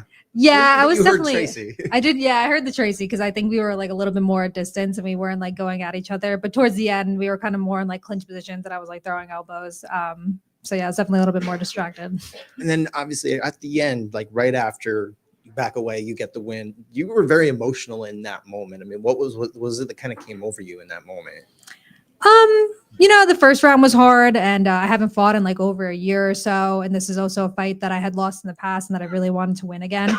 Yeah, I don't know. I just kind of become a crybaby in those situations sometimes, to be honest. Yeah, there's just big fights and there's things I won't be able to do again, So like I'll have my career for so long, but they're just big moments. Do you anticipate there's going to be a third one between you two? It could possibly. I mean, we both probably will be fighting for quite a while longer, so it could happen.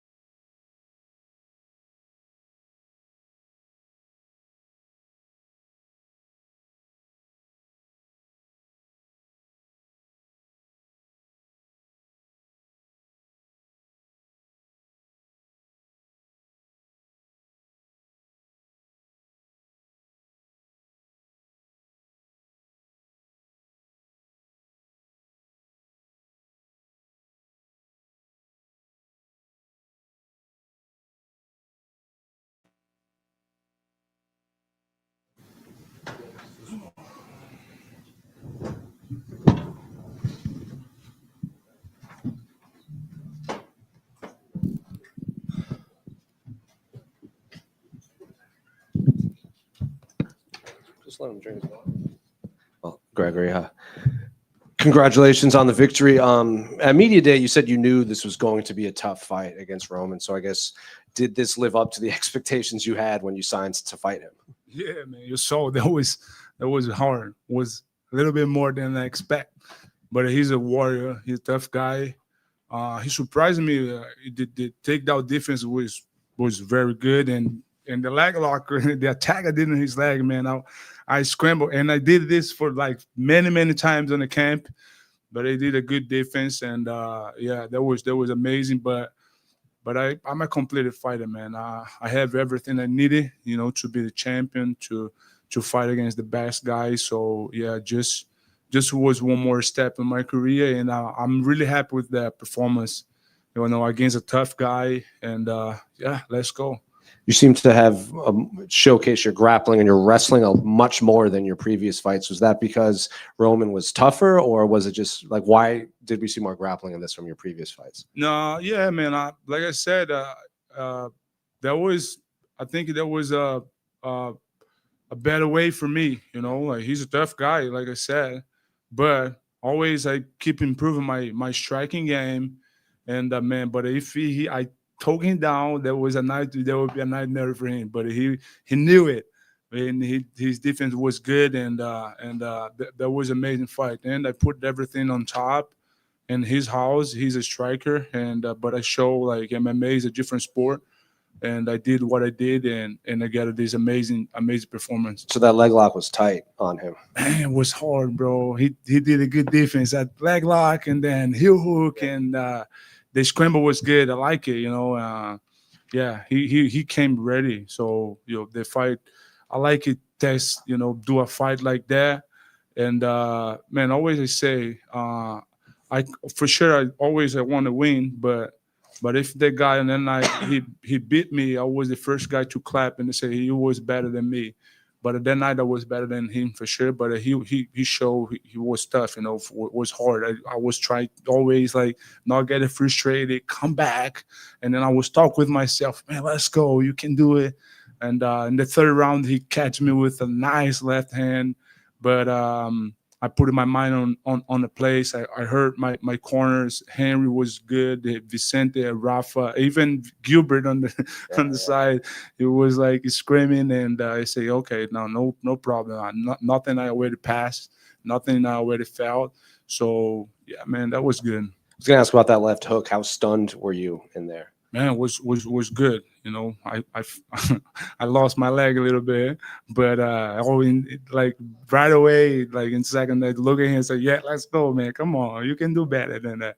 And but that's a show. I'm a RoboCop, man. He needs to do much more for put me down. And I guess, what do you want next for your career? Man, I have two names, good names. I think it's going to be a good fights. One of them is Israel Adesanya, but he's a DJ now. I don't know if he had a time to train it, but if he is too, I want to, I do a good fight with him. I think it would be amazing for me. And one day, when he was a champion, he did a video and he talked about me when I split my head. And I want to fight with this guy. And one day he's gonna be in the top. So I think it's a good fight. But if not, I think Robert Whittaker is another good name.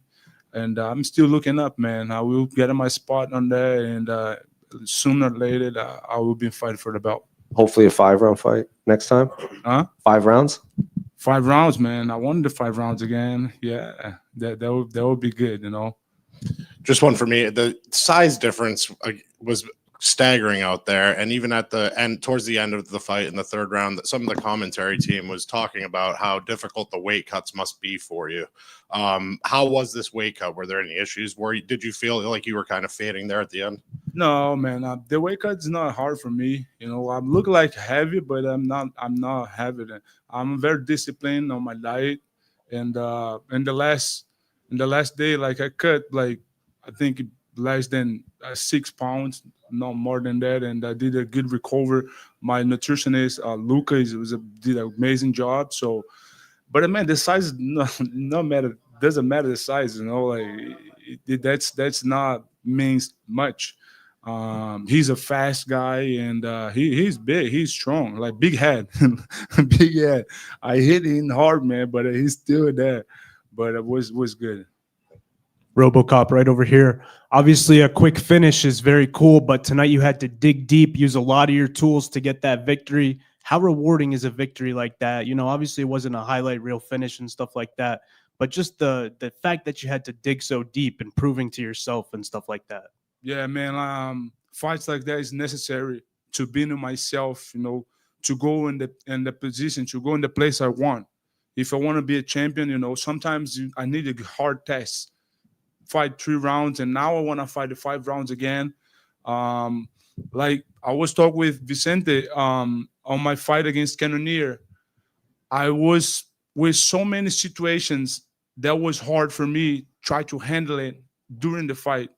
And then after that fight, I fought Jack Hermanson, knockout in the first round. That was amazing, you know. I enjoy it. And then I come in this fight 3 rounds against a tough guy, and some of times on the fight, I felt myself in the same place was with a Cannonier, but I didn't get the frustration. I was there and I say, okay, come on, you can do it. So that was very important for me. That's why I said, like, I love it, that fight, the way it was, you know. It's good to finish the fight all the time. But, man, it's better you get the win, and then you fight a fight like that and show yourself you're ready for this, you know. It doesn't matter. Sometimes you're not going to finish. In the high level, it's very hard to finish fights, right? Because everybody's good. But the detail is going to take it different. They're like, sometimes you know, getting frustrated. You see in the fight, I tried to take him down many, many times, and he got a good defense. I tried to attack his leg, and he defended. I hit him, but he came back. He hit me, and I come back. So that was amazing, and for sure, I would take a very good lessons on that fight. Thank you, sir. Thank you. That's it. All good. Thank you, guys. Have a great night, guys.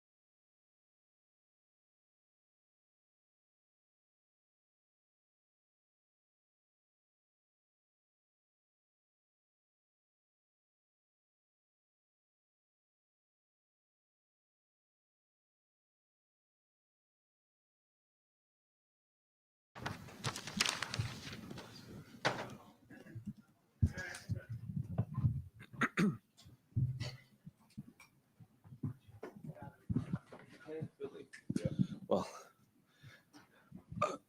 you're good. Congratulations on the victory. I'm sure much happier finish for you than your last time here. So I guess, what are the emotions now after you didn't strike me as someone that paid too much attention to what people were saying, but post-fight sure seems like you had some things to say. Yeah, I mean, immediately post-fight, I felt like, oh, wow. Damn it, stop knocking people out. I need that bonus. These guys keep knocking people out. Anyways, yeah, I mean, I just got transported back to a year ago, MSG, getting some boos from the crowd. So I had to let them know how I really felt. That head kick, how often do you actually practice that? Oh, every day. Yeah, that's a Mike Brown signature, Mike Brown special. You know, him and I have been working on that probably since I started fighting and, you know, came out in the fight. So grateful that it worked out. In that first round, when you grabbed him, it seems like you were like, because you said it, I think in a couple interviews before, like you needed to be more violent or at least more aggressive when you got your hands on your opponent. So was that just kind of a message? Like you snatched him up, you threw him down, and you were kind of landing some pretty big bombs right out of the gate. Yeah, 100%. I feel like that last fight was really big for me and changed my mindset from going in and controlling to going in and doing damage. You know, obviously you got to control first, but that lead into damage from there. And it kind of sucks, to be honest. It's like my least favorite part of fighting. I love the strategy and the discipline and the commitment and everything it takes to be a world-class fighter. You know, hurting people is not on the top of my list as far as like fun things for me. But it's part of the sport. It's what we signed up for. And yeah, is what it is. Is that why after the fight and you got off the cage, you kind of kneeled down in front of Adolfo until he stood up? Yeah, you know, you just hate to see that, a guy, you know, down like that. You know, I have a lot of respect for Adolfo. He's a great fighter and seems like a really great guy, nice guy. And you know, you don't want to see that. And it's just unfortunate, but it's part of the sport. And then why did you feel the need to address the crowd in the way you did up on the cage?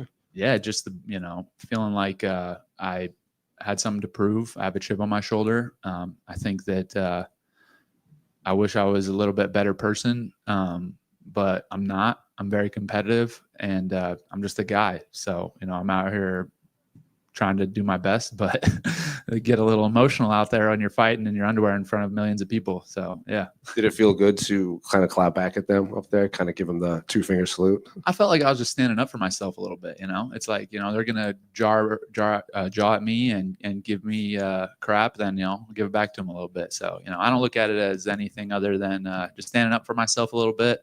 It's not personal at all. It's just, you know, let them know how I feel. And in terms of your own career, I guess, when do you want to get back in there? And I guess how active do you want to be next year?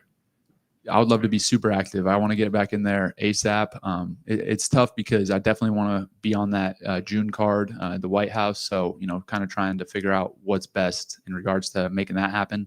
But I love fighting. It's my favorite thing. Just getting to train every day, improve, get better. That's all I'm focused on, all I'm worried about. And yeah, you know, I'll take probably a day or two and then get back in the gym. Are there people you want to fight? Because it seems like outside of the champion, you're the one that middleweights talk about the most between their own fights. Yeah, I get called out like every other weekend. Got called out earlier today by Baisangur. I heard about that. Somebody said something about that. But yeah, I mean, it's every weekend I get called out. So I'm a popular guy. You know, these guys they like me. You know, they want to get in there and hang out with me. So, you know, that's just, I guess, comes with the territory. Congrats. Thank you. Bo right here. During media day, we asked Adolfo, you know, was this, you know, he's this great jiu-jitsu guy. You're the great wrestler. Was he defending BJJ against wrestling? And he said, yeah, I think so. So back to you. Do you feel like you were like defending the honor of particularly USA wrestling versus BJJ? You know, every time I go out there, I feel like I'm representing, obviously, you know, my family, my school, Penn State. I'm representing wrestling, and that's something that is near and dear to me. And so, you know, every fight, I feel like I'm trying to put the team on my back in a sense, and you know, that's fun for me. I enjoy being the one that gets to go do that, and that's why I work as hard as I do. You know, I sacrifice a lot to be able to go out there and perform to the best of my abilities and to the best of that I'm capable. And so, you know, representing all the people that have, you know, loved me and cheered for me and supported me and from, you know, again, family and from my church and from Penn State and the wrestling community is a big honor. I would say I asked you during media week, are you going to take down Rodolfo? A lot of people saying that you shouldn't grapple with him. That's, a no against that guy. Was that like in the back of your mind where you're like, no, I want to prove these guys that, not only can I take him down, I picked him up, I slammed him, I kneed him in the face. Like, was that like in the back of your mind?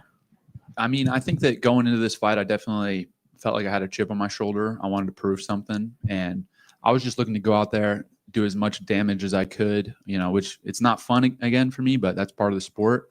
And just fight in all positions. So, I felt like the takedown, it was there. It was easy. It was not forced and, made it happen. And then the striking, I was able to land a lot of clean stuff and do a lot of damage. So, it felt good to be able to put those skills in my performance.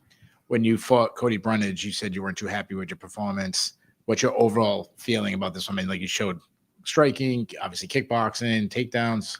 Yeah, I mean, I think that I performed really well. I think that I'll have to go back on the film and see, what mistakes I made, as I'm sure there were a lot of mistakes, and kind of judge from there. I think my fight with Cody Brundage, it was a little easier to tell like what I did wrong for me, at least, because there was a lot more grappling in that case. But overall, I feel like I performed well, and my effort was there, good attitude, and was professional the whole fight camp, the whole fight week, and so I feel good about it. Two more from me. Speaking of grappling, at one point he shot a takedown on you, and you looked like you had a guillotine. How close were you on that one? I was pretty close. I had it pretty deep, and I felt like had I jumped guillotine, maybe I would have got it. But I learned my last fight that maybe that's not the best route, especially against a world champion Brazilian jiu-jitsu black belt. So, I just kind of used it to control the positioning, and it was tempting, but I held off. Learned my lesson. A year ago, I asked you about fans, and tonight you kind of played into the villain role. But a year ago, you said, "Hey, I'm a nice guy. Like I want to win fans over." So, like, what do you have to do to win fans over, or do you want to play the villain? I will say my mindset has totally changed from trying to win fans over. I think in wrestling, I was so used to like everybody just loving me, which sounds maybe a little arrogant, but that's the reality of what it was. Like I built my reputation over 2 decades in the sport. And so, people love me and enjoy me because I had proven myself coming into MMA. I new in this. And so, I haven't proven, I feel like I still haven't proven myself. This was a good step in the right direction, but I'm definitely not trying to win anybody's approval or anything like that. It's just the reality of life that not everybody's going to like you, and you're not going to be everybody's cup of tea. But at the end of the day, I'm going to stand up for myself, stand up for what I believe in. And, I'm betting on myself every single time. Just to correct you, I don't think Ohio State loved you. It's funny because there's a lot of teams, Ohio State, Iowa, Oklahoma State. Like I beat a lot of their guys, and so I'm sure it's frustrating. But after every single match that I ever had, I always had fans from other teams coming up to me. And in wrestling, it's like, oh, we're going to root against you, but it's respect at the end. Like, oh, I love watching you, respect. If you're not competing against Ohio State, you're my favorite wrestler, that type of thing. So, wrestling is just a tight knit sport like that, to where, you can compete against each other in a heated battle, heated rivalry, and still, have respect for each other and wish each other well, and even be fans of each other at the end of the day. Congrats. Thank you. Bo, do you want this to be the last chapter that you have in Madison Square Garden? You give them one finger salute and see you later. Right off into the sunset, right? No, I would love to fight at MSG every year. I think that it's an amazing, amazing arena. The people here are insane. New York is different. It takes a different type of person to be able to compete here. I've been fortunate to have competed here 3 times now, 1 wrestling and 2 in fighting. And it's unreal. It's so fun, and I enjoy it. And, hopefully I get a lot more opportunities to compete in the Garden. I don't know how much you get the chance to walk around the city in those times that you've been here, but I mean, what kind of reception do you get from people in person when you're just kind of walking around? Always positive. I say this a lot of times to people. I've never one time had a negative interaction in person with anyone. Never had a fan say anything to me, react negatively, say anything, not once. It's, mostly online. Obviously I've had a few boos and fights, but never had anybody do anything disrespectful to my face. walking around New York, I was grateful that this morning got to walk around and see the city a little bit, and people coming up, asking for pictures, telling me that, they love me. They want to see me win. All my reception in person has been positive. I think it's just bots out there. So it's probably all bots. Maybe I'll just believe that. And the people in the arena. Could be bot. It could be AI. I don't know. There's big speakers. Who knows? Could be. I mean, in that sense, it almost sounds like you're drawing some similarities between the wrestling community and those fans and that kind of thing, and the people that at least you interact with in person and in the MMA community. Yeah, totally. Honestly, at the end of the day, it's all good. I think it's sport. People want things to be excited about. They want things to be upset about. It's entertainment as well as sport. And, I think that as a competitive person, as a normal guy, like, it takes time to get your head wrapped around that. And, for me, I want to go perform to the best of my abilities every single time. And I believe in myself. And, maybe I tend to be arrogant, or I don't know what people would think of as overconfident, but that's just how I am. That's how I've always been. And I'm not going to stop. And, it's taken me to this point, and I'm going to just continue to use that as fuel and motivation to work hard every day and keep getting better. One thing I want to circle back to is, obviously you are eyeing that White House card, which sounds like June could be a different time, that kind of thing. But I mean, how realistic could it be for you to turn around and get back in there in 3 months or so, and then be ready to turn it around again in 3 months? Is that something that looks realistic to you? Yeah, it's realistic. I got to talk to, management team, talk to the UFC, see what makes sense. And I want to just keep improving and getting better and moving forward with my career. Really, at the end of the day, for me, don't feel like I'm in a rush because I'm having fun. I'm enjoying it. But getting out there and fighting is the most fun thing in the world. I enjoy it so much. So as many times as I can do that, I would love to. Bo, congratulations. Not only did you get a win today, Penn State football also got a win. Big win. I know a little bit of a different question here, but if Pat Kraft called you up and said, who should they hire as the next head coach for the football team, who would you go with? What would you tell him? Probably Cale Sanderson. He's had some success at the NCAA athletic level. I don't even remember, 15 national titles, something like that. So get him in there.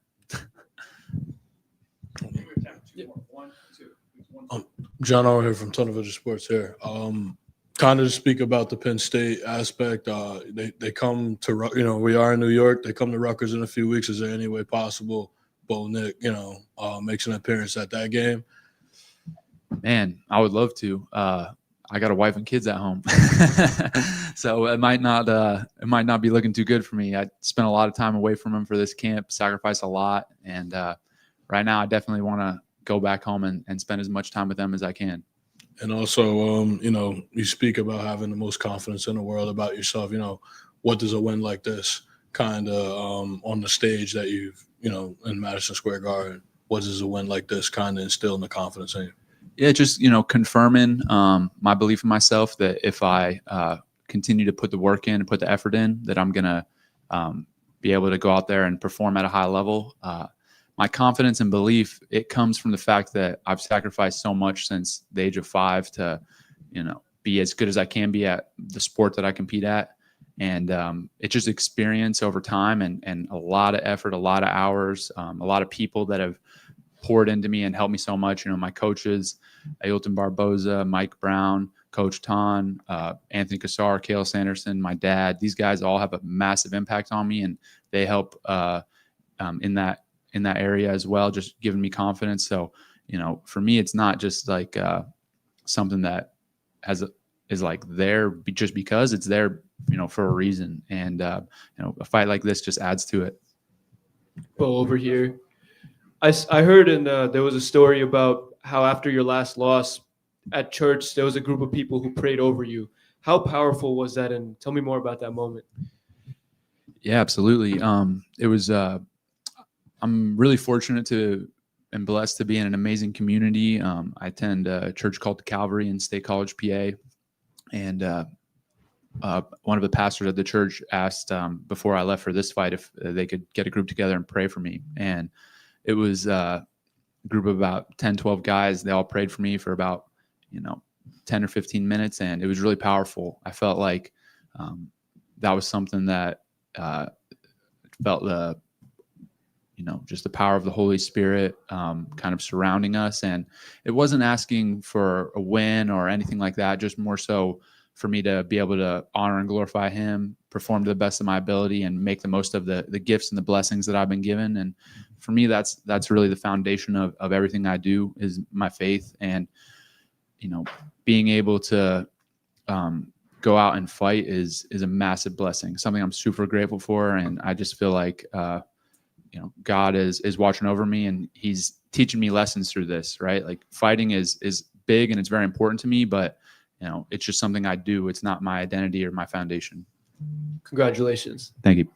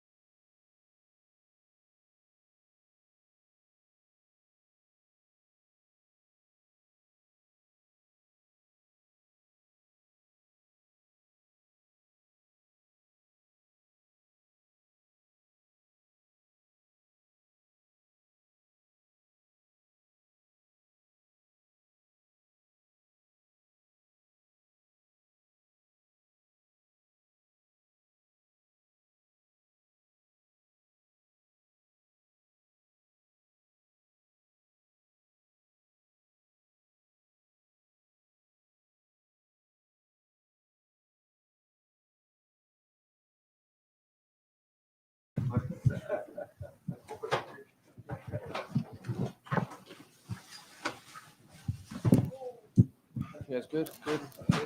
Oh, Benoit, congratulations on the victory. I know it was so quick in there, so I guess what can you take away from that fight against Benil, even though it was so quick?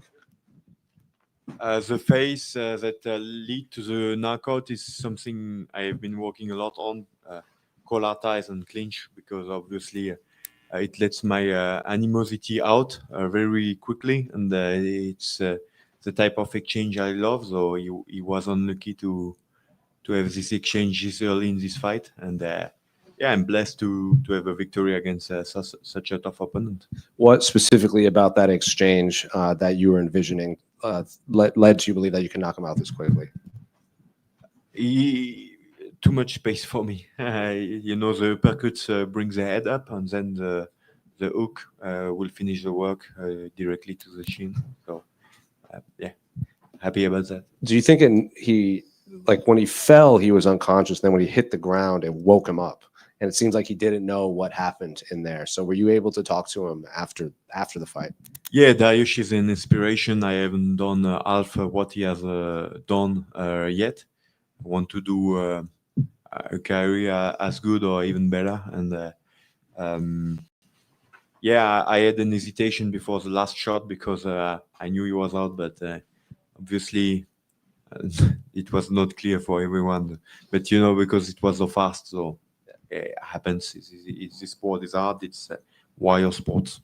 And then we couldn't quite hear it back here, your interview. Did you call for the BMF fight or close to a title fight?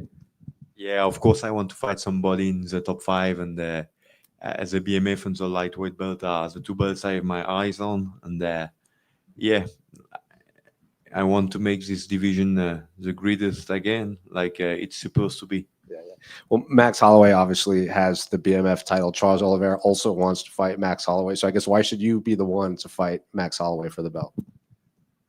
The 100% finish rate against such a veteran, I guarantee war. But I think Oliveira and Holloway does the same. So let's see. But it's guaranteed war, whoever you choose. Congratulations. Nice suit, by the way.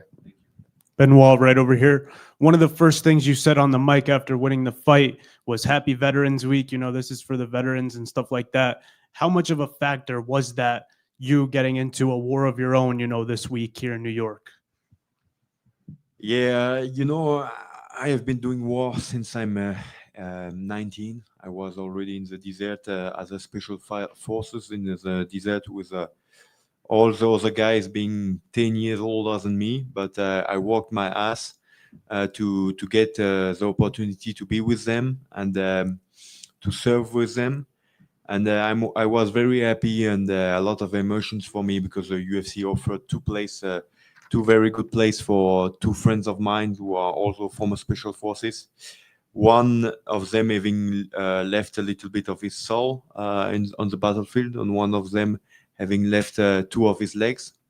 The one living without his legs is somebody that came inside my operation group just after I left. So like approximately 1 year after on an IAD he lost his legs.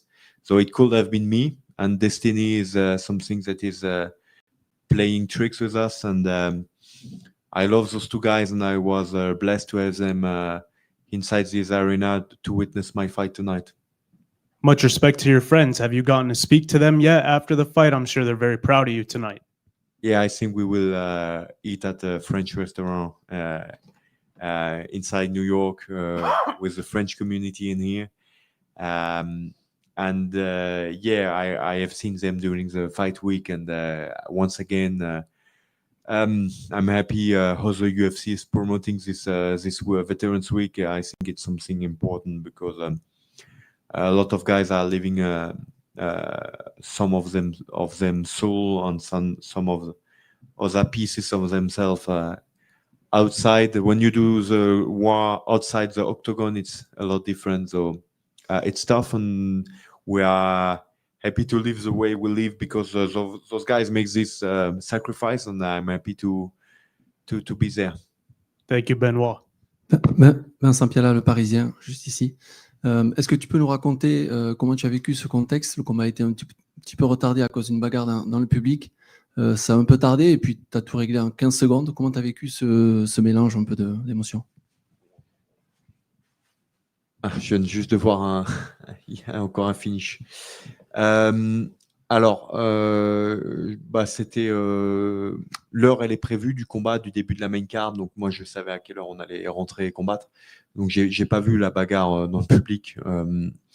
J'ai vu les combats précédents, notamment le combat de Rodolfo Vieira contre Bonical. J'ai l'impression que c'est une très très belle soirée de combat avec des combats assez spectaculaires. Je suis resté focus sur mon combat. J'étais très fier de rentrer dans cet octogone face à ce niveau d'adversité, et la manière dont ça s'est terminé, effectivement, c'est toujours agréable quand ça se finit comme ça, mais on s'est préparé très dur pour 3 fois 5 minutes de guerre, et des fois ça finit plus tôt, tant mieux pour moi, et très fier en tout cas d'avoir livré cette performance avec l'ensemble de mon équipe, et des sacrifices qui ont été consentis de la part de mon équipe, de ma femme, de ma famille pour me permettre d'être performant aujourd'hui. Est-ce que tu peux raconter aussi les quelques secondes qui ont suivi? On t'a vu aller checker que ton adversaire allait bien. Tu es aussi allé parler aux commentateurs sur le bord de l'octogone. Est-ce que tu peux raconter ces instants-là? Qu'est-ce qui te passe par la tête? Beaucoup de joie, et puis surtout d'une sincérité sur mes prochains objectifs qui sont clairement la ceinture BMF et la ceinture de la catégorie. Je veux ramener une ceinture en France. C'est ce que j'ai envie de faire depuis que j'ai commencé mon aventure dans le MMA en 2019, que je me suis engagé dans ce chemin, dans cette carrière, et j'espère pouvoir le faire un jour. Est-ce que tu as déjà une vision de ton programme des prochaines semaines ou prochains mois? Là déjà, un bon resto, récupérer, et on verra de quoi la vie est faite dans les prochaines semaines. Benoît, juste ici. Félicitations pour ce combat. Je pose la question en français, je la traduirai en anglais. 3 finishes en 6 mois, dont les 2 derniers, tu soumets un des plus grands strikers de la catégorie sur le papier. Là, tu mets KO un énorme grappleur. Est-ce que c'était ta manière justement de revenir et de montrer que tu étais un combattant complet? Et est-ce qu'avec ces résultats, il y a autre chose pour toi qu'une ceinture pour la suite? C'est tout le bonheur que je peux souhaiter à l'équipe, au staff, à ma famille, c'est d'avoir cette opportunité-là d'affronter quelqu'un dans le top 5 et éventuellement une ceinture, la ceinture BMF ou la ceinture des 70 kilos. C'est clairement mon rêve et mon objectif, c'est de ramener ça en France. Donc voilà, on fait notre chemin et j'ai hâte de voir les opportunités qui nous seront qui vont nous être proposées. Bien entendu, je me tiens prêt et je réaliserai les objectifs que me donneront l'UFC et qui, j'espère, vont m'amener à mon objectif final. For the people, Ruffy was better striker. Dariush was a better grappler. So, what are you, Benoit Saint-Denis, grappler or striker? And what was the message with the two last finishes? I'm a soldier. Thanks, man. Et Benoît, on a l'impression que tu as fait le signe de la ceinture ici, le signe de la ceinture à Dana White. Qu'est-ce qu'il a répondu à ta demande? Bah, je pense qu'il va y réfléchir. C'est ce qu'il m'a dit. Donc de toute manière, c'est une catégorie où il y a beaucoup de mouvements, ça bouge beaucoup. On sait que l'UFC aussi, ça dépend des blessures, des opportunités. Il y a une shortlist dans le top 10. Donc, nous, on se tient prêt et on affrontera les étapes que nous donnons l'UFC, les opportunités qu'ils nous donnons. Et comme je dis, tout le bonheur que je nous souhaite avec l'équipe, c'est de pouvoir ramener une ceinture en France. Et la ceinture BMF ou la ceinture lightweight, c'est deux ceintures qui me tiennent à cœur et que j'ai envie de ramener à la maison. Et tu l'as déjà fait en anglais, mais est-ce que tu peux nous expliquer ce chaos qui doit rien au hasard? Ouais, je pense que j'ai un style très engagé, très dur, et le clinch, le combat dans le clinch, c'est quelque chose que moi j'affectionne énormément, où je fais vraiment mal aux gens en sparring, parce que c'est quelque chose que j'affûte de plus en plus avec le temps. C'est un point fort que mon équipe a déterminé, a analysé. Donc du coup, on essaye de le bonifier au maximum, et j'aime beaucoup utiliser les uppercuts pour faire remonter le menton au maximum, créer déjà des dégâts et finir sur un crochet. Ça, combiné avec des coudes des genoux, donc là, ça a très bien fonctionné. Et voilà, malheureusement pour Dariush, c'était le dodo. Dernière pour moi, 3 contenders numéro 1, 3 number 1 contender from France. In how much time do you can be the fourth? Je disais qu'il y a 3 contenders numéro 1 en France, Manon, Cyril et Nassourdine. Combien de temps il te faudrait, toi, pour te replacer dans cette discussion? As fast as I can, and whatever the UFC gives me for an opportunity, I will seize it. Merci à tous. Thank you very much to all.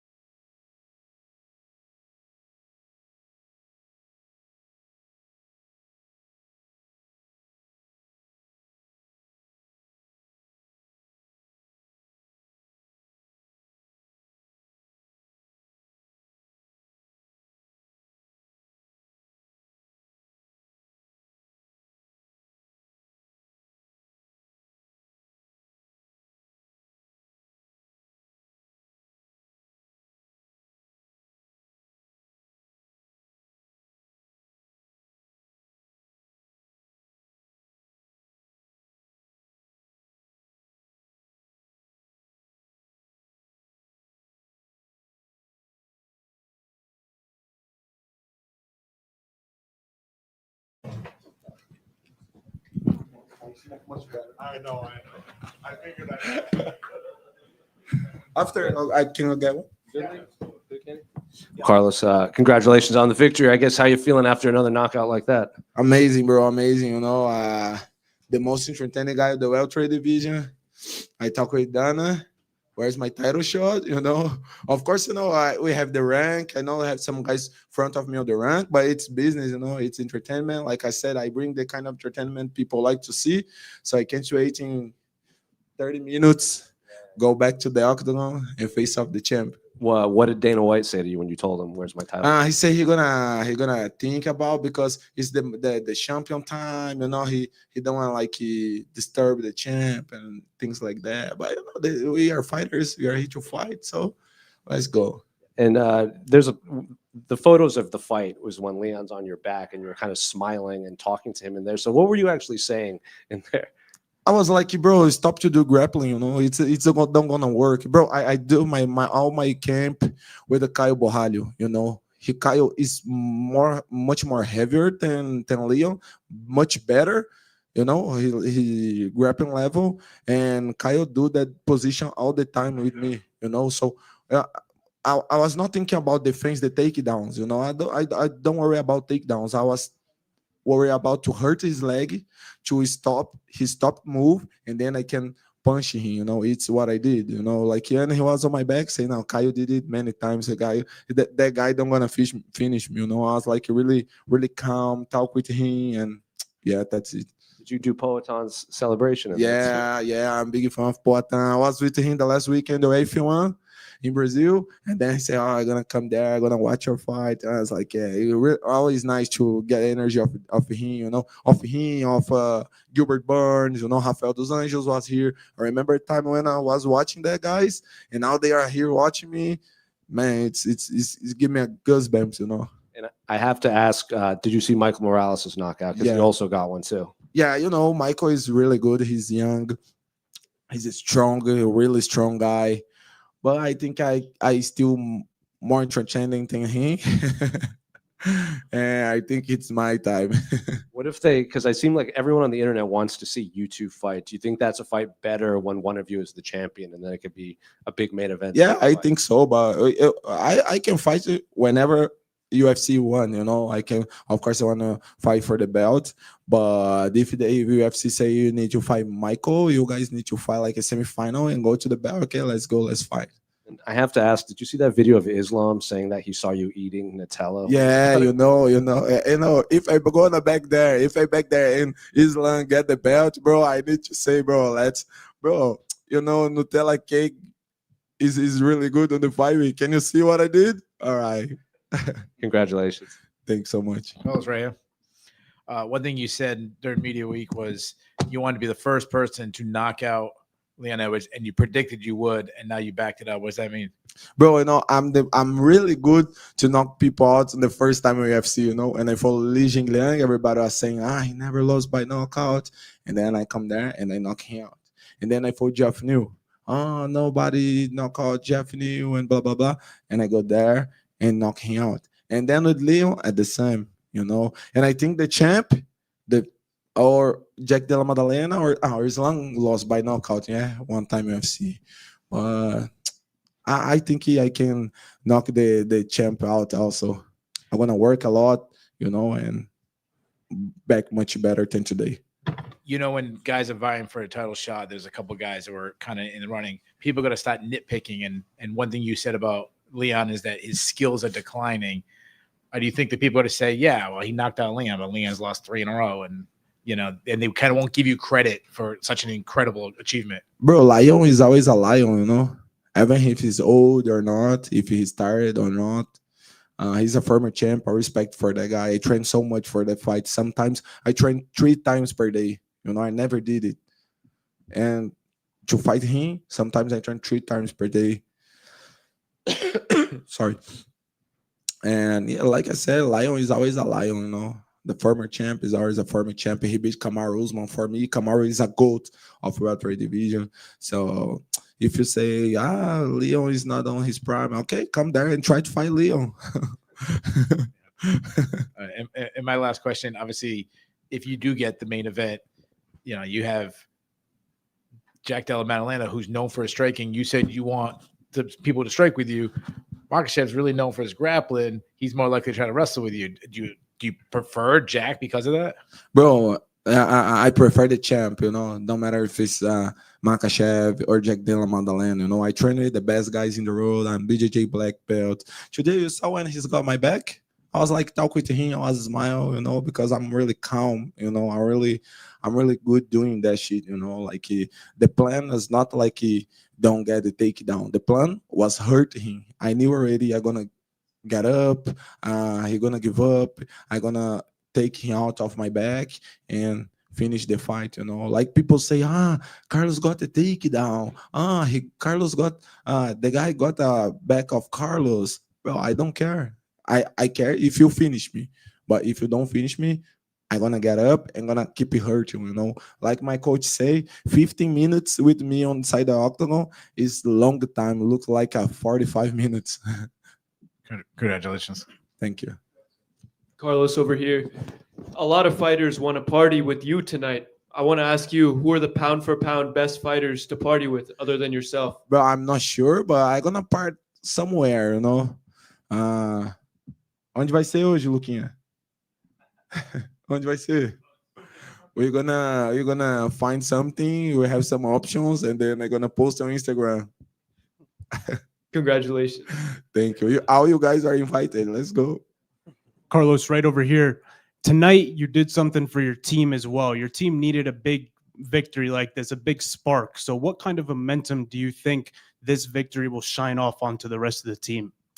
I don't think it's gonna show the rest on the thing, because everybody there is really good, have the really good mindset, Sometimes we lost. It's part of the MMA, it's part of the all sports, But my friends, they are really good mindset, They lost, but they already the level of them, they know they can become a champ. Everybody there is know. So sometimes some shit happened to show us some mistake you need to fix, like it happened with me, and we fix, and then back much stronger. It's gonna happen with my friends. Thank you. Done. Thank you guys. Have a good night.